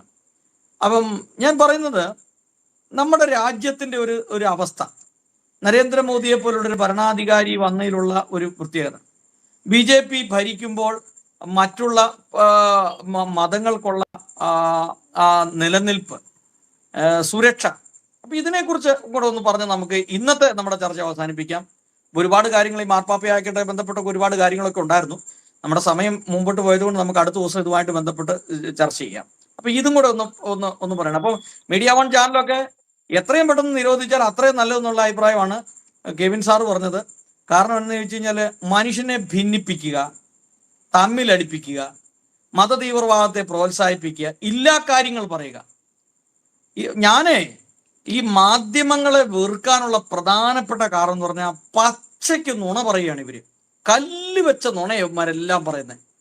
ഒരു കാര്യമില്ലാത്ത കാര്യങ്ങൾ അവന്മാര് പച്ചയ്ക്ക് നുണ പറയാം. അതുകൊണ്ട് ഈ ജേർണലിസ്റ്റുകൾ ചിലർ ഈ ഓരോരുത്തരുടെ ഫോട്ടോ വെച്ചിട്ട് ചോദിക്കും ഇദ്ദേഹത്തെ കുറിച്ച് എന്താ അഭിപ്രായം. പ്രത്യേകിച്ച് ഇപ്പോഴത്തെ ജേർണലിസ്റ്റുകളെ കുറിച്ചൊന്നും ആർക്കും ഒരു അഭിപ്രായമില്ല. തന്നെയല്ല, കോടതി തന്നെ പറഞ്ഞിട്ടുണ്ട് ഈ ജേർണലിസ്റ്റുകളുടെ വാക്ക് കേട്ടൊന്നും കേസെടുക്കരുതെന്ന് വരെ പറഞ്ഞു എന്നാണ് ഞാൻ മനസ്സിലാക്കുന്നത്. കാരണം ഇവർ ഈ വായി തോന്നുന്ന വെളിവില്ലാത്ത കാര്യങ്ങളൊക്കെ പറഞ്ഞിട്ട് ഇവരുടെ ലാഭത്തിന് വേണ്ടി ആരെങ്കിലും ഒന്ന് സന്തോഷിപ്പിക്കാൻ, ആരെങ്കിലും ഒന്ന് പ്രീണിപ്പിക്കാൻ, അല്ലെങ്കിൽ എവിടെന്നെങ്കിലും കിട്ടുന്ന ഒരു നക്കാപ്പിച്ചിക്ക് വേണ്ടിയിട്ടാണ് ഇവന്മാരെയും ഈ പരിപാടിയായിട്ട് ഇറങ്ങിയേക്കുന്ന പലരും. എല്ലാവരുടെയും കാര്യമല്ല, പലരും. അപ്പൊ അതുകൊണ്ട് ഇന്നത്തെ കാലത്ത് ഈ മാധ്യമങ്ങളുടെ പ്രാധാന്യം നഷ്ടപ്പെടുത്തി കളഞ്ഞത് ഇതുപോലെയുള്ള നാടൻ ഭാഷയിൽ പറഞ്ഞ ഈ അലപലാതി ചാനലുകളാണ്. ശരിക്കും പറഞ്ഞു കഴിഞ്ഞാൽ ഈ മാധ്യമങ്ങളുടെ പേര് കളഞ്ഞത്. അല്ല, അവർക്ക് അവരുടേതായ ലക്ഷ്യമുണ്ട്. ജമാഅത്തെ ഇസ്ലാമി നമ്മൾ കരുതുന്ന ചെറിയ മീനൊന്നുമല്ല. അവരാണ് ഇവിടുത്തെ പല കാര്യങ്ങളുടെ പുറകിലും ഉള്ളത്. ഇപ്പൊ ഇവിടുത്തെ സിനിമ എടുത്താൽ പോലും, സിനിമ അവർക്ക് ഹറാമാണെങ്കിൽ പോലും അതിലും ജമാഅത്തെ ഇസ്ലാമിയുടെ സ്വാധീനമുണ്ട്. അപ്പോൾ ഇന്ന് മാധ്യമ രംഗത്ത് ഇതുണ്ടാക്കേണ്ടത് അവരുടെ ആവശ്യമാണ്, പൊളിറ്റിക്കൽ ഇസ്ലാമിന്റെ ആവശ്യമാണ്. അതുകൊണ്ട് തന്നെയാണ് ജമാഅത്തെ ഇസ്ലാമി അത്തരത്തിലൊരു ചാനലിനെ അവര് എന്ത് വില കൊടുത്തും എല്ലാവരെയും കയ്യിൽ. ഇവിടെ ജമാഅത്തെ ഇസ്ലാമി മീഡിയ വണ്ണെ ആദ്യം നിരോധിച്ചപ്പോൾ ഇവിടുത്തെ ഭരണ പ്രതിപക്ഷങ്ങൾ, പ്രത്യേകിച്ച് കോൺഗ്രസിന്റെയും കമ്മ്യൂണിസ്റ്റ് പാർട്ടിയുടെയും കേരള കോൺഗ്രസിന്റെ എല്ലാ ആൾക്കാരും സംയുക്തമായിട്ടല്ലേ ഒപ്പ് ശേഖരണം നടത്തി കേന്ദ്ര സർക്കാരിന് പരാതി കൊടുത്തത് അതിന്റെ നിരോധനം മാറ്റാനായിട്ട് അല്ലേ?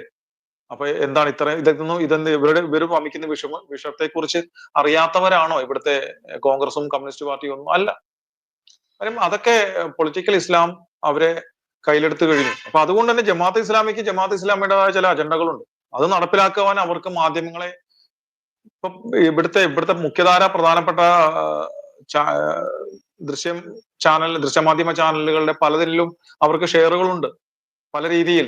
ഒരു മാധ്യമ പ്രവർത്തനൊക്കെ ജയിലിൽ പോയപ്പോൾ ആ ഫണ്ട് കൊടുത്ത് സെറ്റ് ചെയ്ത് അദ്ദേഹത്തെ പിറ്റേ ദിവസം ജയിലിൽ നിന്ന് ഇറക്കിയത് ജമാഅത്തെ ഇസ്ലാമിയാണ്. അപ്പൊ അതുപോലുള്ള പല കാര്യങ്ങളും ഇതിനകത്തുണ്ട്. അപ്പൊ അതിനെയൊക്കെ നീക്കാൻ ചെയ്യണം എന്നുള്ളതാണ്. അപ്പൊ എനിക്ക് മോദിജിയെ കുറിച്ച് പറയുകയാണെന്നുണ്ടെങ്കിൽ ശരിക്കും ഞാൻ അദ്ദേഹത്തെ എതിർക്കാൻ വേണ്ടി അദ്ദേഹത്തെ പഠിച്ചു. ഞാൻ പറഞ്ഞില്ലേ, ആദ്യം ഒരു കോൺഗ്രസ് അനുകൂലമുള്ളതായിരുന്നു, ഒരു രാഷ്ട്രീയ പ്രസ്ഥാനത്തിലും അംഗമായിരുന്നില്ല എങ്കിൽ പോലും. പക്ഷെ അദ്ദേഹത്തെ കുറിച്ച് പഠിച്ചാണ് ഞാൻ അദ്ദേഹത്തിന്റെ ഒരു വലിയൊരു ഫാനായിട്ട് മാറിയത്. അങ്ങനെയാണ് എനിക്ക് ശരിക്കും പറഞ്ഞാൽ യാഥാർത്ഥ്യബോധം ഉണ്ടായത് എന്നുള്ളതാണ് സത്യം. അപ്പോ അദ്ദേഹം എന്ന് പറഞ്ഞാൽ ഇപ്പൊ ട്രംപ് വീണ്ടും അധികാരത്തിൽ വരുന്നേണ്ടത് അമേരിക്കയുടെ മാത്രമല്ല ലോകത്തിന്റെ തന്നെ ആവശ്യമായിരുന്നു എന്നുള്ളതാണ് സത്യം. കാര്യം അല്ല എങ്കിൽ അമേരിക്ക എന്ന് പറയുന്ന ഒരു രാജ്യം തകർന്നടിയുമായിരുന്നു. അങ്ങനെ വന്നു കഴിഞ്ഞാൽ ലോകത്തിൽ അതിൻ്റെതായ ചലനങ്ങൾ ഉണ്ടാകും. അപ്പോൾ ട്രംപ് തിരിച്ചു വരേണ്ടത് ഒരു കാലഘട്ടത്തിന്റെ ആവശ്യമായിരുന്നു. അതുപോലെ മോദിജി എന്ന് പറയുന്ന ഒരു പ്രൈം മിനിസ്റ്റർ ഭാരതത്തിന് ഉണ്ടാവേണ്ടതും തുടർഭരണം ഉണ്ടാവേണ്ടതും ഒരു കാലഘട്ടത്തിന്റെ ഈ രാജ്യത്തിന്റെ മതേതര ജനാധിപത്യ സ്വഭാവത്തിന് ആവശ്യമായിരുന്നു. ഇല്ല എന്നുണ്ടെങ്കിൽ തീർച്ചയായിട്ടും നമുക്കറിയാം ഈ രാജ്യത്തെ നശിപ്പിച്ച് നാറാണക്കല്ലാക്കി കളഞ്ഞേനെ. അപ്പോൾ അദ്ദേഹത്തിന്റെ ധീരമായ പല നിലപാടുകളും നമ്മൾ അദ്ദേഹത്തെ ഇവിടെ പലതിനും വില കൂട്ടുമ്പോഴത്തേക്ക് കക്കൂസ ഉണ്ടാക്കാൻ വേണ്ടിയിട്ടാണെന്നൊക്കെ പറഞ്ഞ് ഇവിടുത്തെ പരിഹസിക്കാറുണ്ട്. ഇതൊന്നും വെച്ചാൽ ഈ പൊട്ടക്കിണറ്റിലെ തവളകളാണ് ഈ കക്കൂസയുടെ കാര്യമൊക്കെ പറയുന്നത്. നമുക്കറിയാം, ഉത്തരേന്ത്യയിൽ പോയിട്ടുള്ളവർക്ക് അറിയാം, പകൽ സമയങ്ങളിൽ ആർത്തവ സമയത്തും അല്ലാതെയും ഒക്കെ സ്ത്രീകൾ അനുഭവിക്കുന്ന ബുദ്ധിമുട്ട്, ഒന്ന് മൂത്രമൊഴിക്കാൻ അല്ലെങ്കിൽ ഒന്ന് കക്കൂസിൽ പോകാനായിട്ടൊക്കെ പകൽ സമയങ്ങളിൽ സ്ത്രീകൾ അനുഭവിക്കുന്ന ബുദ്ധിമുട്ടൊക്കെ ഒന്ന് നോർത്ത് ഇന്ത്യയിലെ യാത്ര ചെയ്തിട്ടുള്ളവർക്ക് അറിയാൻ സാധിക്കും. അപ്പോൾ അവിടെ ഒരു കക്കൂസ് എന്ന് പറയുന്നത് ഇത്രയും കാലമായിട്ടും 10-60 വർഷം ഇവിടെ കോൺഗ്രസ് സർക്കാരുകളൊക്കെ മാറി ഭരിച്ചിട്ടും അവിടുത്തെ ജനങ്ങൾക്ക് അത് സാധിക്കുന്നില്ല എങ്കിൽ അതാണ് ഒരു പ്രാഥമിക ആവശ്യം. അതിന്റെ ഒന്ന് ഇടപെട്ടോട്ടെ. ഞാനേ അത് പറഞ്ഞപ്പോൾ ഞാൻ ഈ തവണ നാട്ടിൽ ചെന്നിട്ട് ഈ കോട്ടയം പ്രൈവറ്റ് KSRTC ബസ് സ്റ്റാൻഡിൽ ഒന്ന് കയറി. അതുപോലെ അടൂര്, ഈ 2 സ്ഥലങ്ങളുണ്ടോ, തിരുവല്ല. ഞാൻ ഈ താമസിക്കുന്ന ഇവിടെ ഒരു ചെറിയ സിറ്റിയാ. ഇപ്പം ഞാൻ പറയുകയാണെങ്കിൽ അടിമാലിയുടെ ഒരു 10-1 വലിപ്പമുള്ളൂ, അത്രേ ഉള്ളൂ എന്ന് പറഞ്ഞ ആ സിറ്റിയിലെ ഒരു പബ്ലിക് ടോയ്ലറ്റ് ബാത്റൂമിന്റെ ഫോട്ടോ എടുത്ത് ഞാൻ അയച്ചു തരാം. ടൈൽസൊക്കെ ഇട്ട് മാർബിളൊക്കെ ഇട്ട് എല്ലാം റെഡിയാക്കിയിട്ടാണ്. കോട്ടയം ടൗണിൽ KSRTC ബസ് സ്റ്റാൻഡിൽ അതിൻ്റെ അകത്ത് മൂത്രമൊഴിക്കും. ഞാൻ ഓർത്താ ഒരു വീഡിയോ ചെയ്താലൊന്നും അവിടെ നിന്നുകൊണ്ട്, കാരണം അതിൻ്റെ അകത്ത് കയറി ഒരു മൂത്രം ഒഴിക്കാൻ പോലും പറ്റില്ല. പൈസ കൊടുക്കണം 5 രൂപ, അതും വേറെ കാര്യം. പക്ഷേ ഞാൻ കേരളത്തിൽ എല്ലാ രീതിയിലും സമ്പന്നമാണെന്ന് പറഞ്ഞാലും കേരളത്തിൽ ഒരാൾക്ക് മൂത്രം ഒഴിക്കാൻ പോലും ഈ KSRTC സ്റ്റാൻഡുകളിലൊന്നും ഒരു സൗകര്യമില്ല. അല്ലെങ്കിൽ സാറ് പരീക്ഷിച്ച് നോക്കിയോ, അല്ലെങ്കിൽ കോതമംഗലം, മൂവാറ്റുപുഴ, പെരുമ്പാവൂര്, കോട്ടയം, ഈ പ്രദേശങ്ങളിലെല്ലാം തന്നെ മനുഷ്യന് മൂക്കും പൊക്കി. കേരളമാണ് കേരളത്തിൽ പബ്ലിക് ടോയ്ലറ്റിൽ ഒരു സൗകര്യമില്ല. മൂക്കും പൊത്തിക്കൊണ്ട് അല്ലെങ്കിൽ കണ്ണു പടത്തിന്ന് മൂത്രം ഒഴിക്കാൻ പറ്റുള്ളൂ. അത് വെച്ച് നോക്കുമ്പോൾ ഇവിടെ അല്ല, ഇവിടുത്തെ സാധാരണ ജനങ്ങളുടെ പ്രാഥമിക ആവശ്യങ്ങൾക്ക് പോലും പ്രാധാന്യം കൊടുത്തുകൊണ്ട് അവിടെ തൊട്ട് ഇങ്ങോട്ട് രാജ്യത്തെ ശരിക്കും പറഞ്ഞാൽ നല്ല രീതിയിൽ പുരോഗതിയിലേക്ക് നയിച്ച ഒരു പ്രധാനമന്ത്രിയാണ് ശ്രീ നരേന്ദ്രമോദി എന്ന് പറയുന്നത്. ശരിക്കും നോട്ട് നിരോധനം തന്നെ അദ്ദേഹത്തിന്റെ ഏറ്റവും വലിയ, ഞാൻ കണ്ടിരിക്കുന്ന ഏറ്റവും വലിയ ഒരു ധീരോദാത്തമായ ഒരു നടപടിയാണ്. ഇപ്പൊ എറണാകുളത്തിന്റെ കാര്യം എടുത്താൽ നോട്ട് നിരോധനം നടപ്പിലായിരുന്നില്ലായിരുന്നുവെങ്കിൽ ഇവിടുത്തെ 99.9% കെട്ടിടങ്ങളും ഇവിടുത്തെ മറ്റു മതസ്ഥരുടെ കയ്യിൽ നിന്ന് പോകുമായിരുന്നു. ഇതൊരു ഫുൾ ഒരു ഇസ്ലാമിക കേന്ദ്രമായിട്ട് ഈ എറണാകുളം പോലും സിറ്റി പോലും മാറുമായിരുന്നു. കാര്യം അങ്ങനെ ഒരു സമാന്തര സമ്പദ് വ്യവസ്ഥയാണ് അവരിവിടെ കൊണ്ടുവന്നിരുന്നത്. പക്ഷെ ഇപ്പോഴും നമ്മുടെ ആൾക്കാർക്ക് നോട്ട് നിരോധനം കൊണ്ടുണ്ടായ പ്രയോജനം ഇതുവരെ എന്താണെന്ന് മനസ്സിലായിട്ടില്ല. അപ്പോൾ ശരിക്കും പറഞ്ഞാൽ ധീരോദാത്തമായ എല്ലാ നടപടികളും എടുത്തിട്ടുള്ള ഒരു യോഗ്യവര്യനായിട്ടുള്ള ഒരു പ്രൈം മിനിസ്റ്ററാണ് ശ്രീ നരേന്ദ്രമോദി എന്ന് പറയുന്നത്. അദ്ദേഹത്തെ പോലുള്ള ഒരാൾ ഭാരതത്തിന്റെ പ്രധാനമന്ത്രിയാകേണ്ടതും തുടർഭരണം ഉണ്ടാകേണ്ടത് ഒരു കാലഘട്ടത്തിന്റെ ആവശ്യമായിരുന്നു. തീർച്ചയായിട്ടും അതിന് നല്ല റിസൾട്ട് ഉണ്ടാകും നമുക്ക് പ്രതീക്ഷിക്കാം. എന്തായാലും നമുക്ക് അടുത്ത ചർച്ചയിൽ വീണ്ടും ഇരിക്കാം. എന്തായാലും ഇത്ര നേരം എന്തായാലും 10 വർഷത്തിനുള്ളിൽ കേരളം ഒരു ഇസ്ലാമിക് രാജ്യമായി മാറുമെന്നുള്ളൊരു പൊതുവെ ഒരു നിഗമനമുണ്ട്. കാരണം ക്രിസ്ത്യാനികളുടെ കുട്ടികളെല്ലാം വിദേശ രാജ്യങ്ങളിൽ പോവുകയാണ്. പോകുന്നവർക്കൊന്നും തിരിച്ചു വരാൻ ആഗ്രഹവുമില്ല. കാരണം അത്രമാത്രം ഭീകരതയാണ് ഇവിടെ. അപ്പൊ ഇതിന്റെ കൂട്ടത്തിൽ ഒരു കാര്യം പറഞ്ഞു, ഈ മദ്യം, മയക്കുമരുന്ന്. ഇപ്പൊ ഇന്നും ഒരു സംവിധായകനെ പിടിച്ചിട്ടുണ്ട്. അതും ഒരു പ്രത്യേക മതവിഭാഗത്തിൽപ്പെട്ടവന്മാരാണ് ഇവരെല്ലാം. അപ്പം ഒരു 99% അല്ലെ 90% കൂടുതലും ഒരു പ്രത്യേക വിഭാഗത്തിൽപ്പെട്ട ആളുകളാണ് ഇതിന്റെ എല്ലാം വക്താക്കൾ. അപ്പൊ ഇതിന്റെയൊക്കെ പിന്നിൽ വലിയ സംഭവങ്ങളുണ്ട്. എന്തായാലും ഇത്രയും സമയം ഈ വിഷയങ്ങളെ കുറിച്ച് സംസാരിച്ച സാറിനുള്ള നന്ദി അറിയിക്കുകയാണ്. നമ്മുടെ ചാനലിന്റെ ഒക്കെ ഒരു പ്രത്യേകത എന്ന് പറഞ്ഞാൽ നമ്മുടെ ആശയങ്ങൾ മുഴുവൻ പറയാൻ, ഞാൻ സാറിന്റെ ഒക്കെ വീഡിയോ കണ്ടിട്ടുണ്ട്. ഒരു കണ്ണാടി വെച്ച ഒരു സഹോദരി ചാനലിരുന്ന് എന്തെങ്കിലും ഒന്ന് നമ്മൾ വാത് പൊളിച്ചൊന്ന് പറയാൻ തുടങ്ങി അന്നേരം അവര് ചാടി വീഴും. അങ്ങനെ പറയാൻ പാടില്ല. എങ്ങനെയാണ് ഈ ഒരാൾക്ക് പറയാൻ, അതായത് ഞാൻ ഈ ചർച്ചകളെല്ലാം കേട്ടപ്പോ എനിക്ക് ഇവരൊന്നും ഒരു ചർച്ച ലീഡ് ചെയ്യാൻ കഴിവുള്ളവരൊന്നുമില്ല. ഇവരൊക്കെ എന്തോ ഒരു ആരുടെയൊക്കെയോ ഒരു പണം മേടിച്ച് വിറ്റഴിക്കപ്പെട്ട, ഹിന്ദിയിൽ പറയും ബിക്കാവുക എന്ന് പറയും, എന്ന് പറഞ്ഞാൽ ഗോദി മീഡിയ എന്നാ പറയുന്നത്. ഗോദി മീഡിയ, ബിക്കാവുക എന്ന് പറഞ്ഞാല് പണം മേടിച്ച് വിറ്റുപോയ ചാനലുകളാണ് ഇതെല്ലാം. ഞാൻ ഇതൊക്കെ കണ്ടിട്ടാ ഞാൻ പറഞ്ഞത്. കഴിഞ്ഞ ദിവസം ഒരു അച്ഛനുണ്ടല്ലോ, ഒരു പോളച്ചനോട് പറയുന്ന മറുപടി പറയുമ്പോ ആ സഹോദരി കയറി ചാടി വീഴുവാണ് അവിടെ. അപ്പൊ അത് എന്ന് പറഞ്ഞ പോലെ ഈ നമ്മുടെ ചാനലിൽ ഒരു വൃത്തിയാന്ന് ഒരാൾക്ക് എന്താശയങ്ങളും മുഴുവനായിട്ട് അവതരിപ്പിക്കാനായിട്ടുള്ള ഒരു അവസരം. ഇന്നിപ്പോ നമ്മള് ഏതാണ്ട് ഒരു 1.5 മണിക്കൂറിൽ കൂടുതൽ വീഡിയോ ചെയ്തു. ഇതെല്ലാം ആശയങ്ങൾ നമുക്ക് പറയാനായിട്ട് സാധിച്ചു. അതാ ഞാനീ പറഞ്ഞത്. അപ്പം എന്തായാലും കുറെ കാര്യങ്ങൾ നമുക്ക് ചിന്തിക്കാൻ സാധിച്ചു. ഇത് ക്രൈസ്തവർ മനസ്സിലാക്കിയാൽ കൊള്ളാം. നമ്മുടെ ഈ നാളുകളിൽ നമ്മുടെ സമൂഹത്തിന് യൂണിറ്റി അത്യാവശ്യമാണത്. പെന്തക്കോസുകാരെന്നോ കത്തോലിക്കെന്നുള്ളതല്ല, നമ്മൾ ഒന്നിച്ച് നിൽക്കണം. ഒന്നിച്ച് നിന്ന് ഇസ്ലാമിക് മത തീവ്രവാദത്തെ നമ്മൾ ശക്തമായി എതിർക്കുക.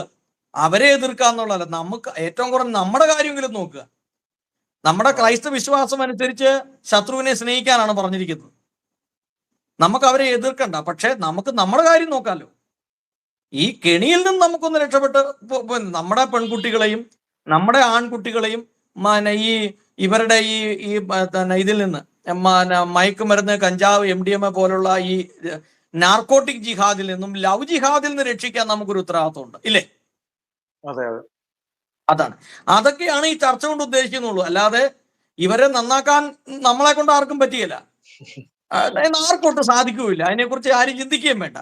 പക്ഷെ നമുക്ക് നമ്മുടെ സമൂഹത്തോട് പറയാൻ വേണ്ടിയാണ് ഈ ഇത്തരത്തിലുള്ള ചർച്ചകൾ നടത്തുന്നത്. എന്തായാലും കെവിൻ പീറ്റർ സാറിനുള്ള നന്ദി അറിയിക്കുന്നു, കാസ ടീമിനുള്ള നന്ദി അറിയിക്കുന്നു. അപ്പം നമുക്ക് വീണ്ടും അടുത്തൊരു ചർച്ചയിൽ വീണ്ടും കാണാം. നമസ്കാരം. ഓക്കെ.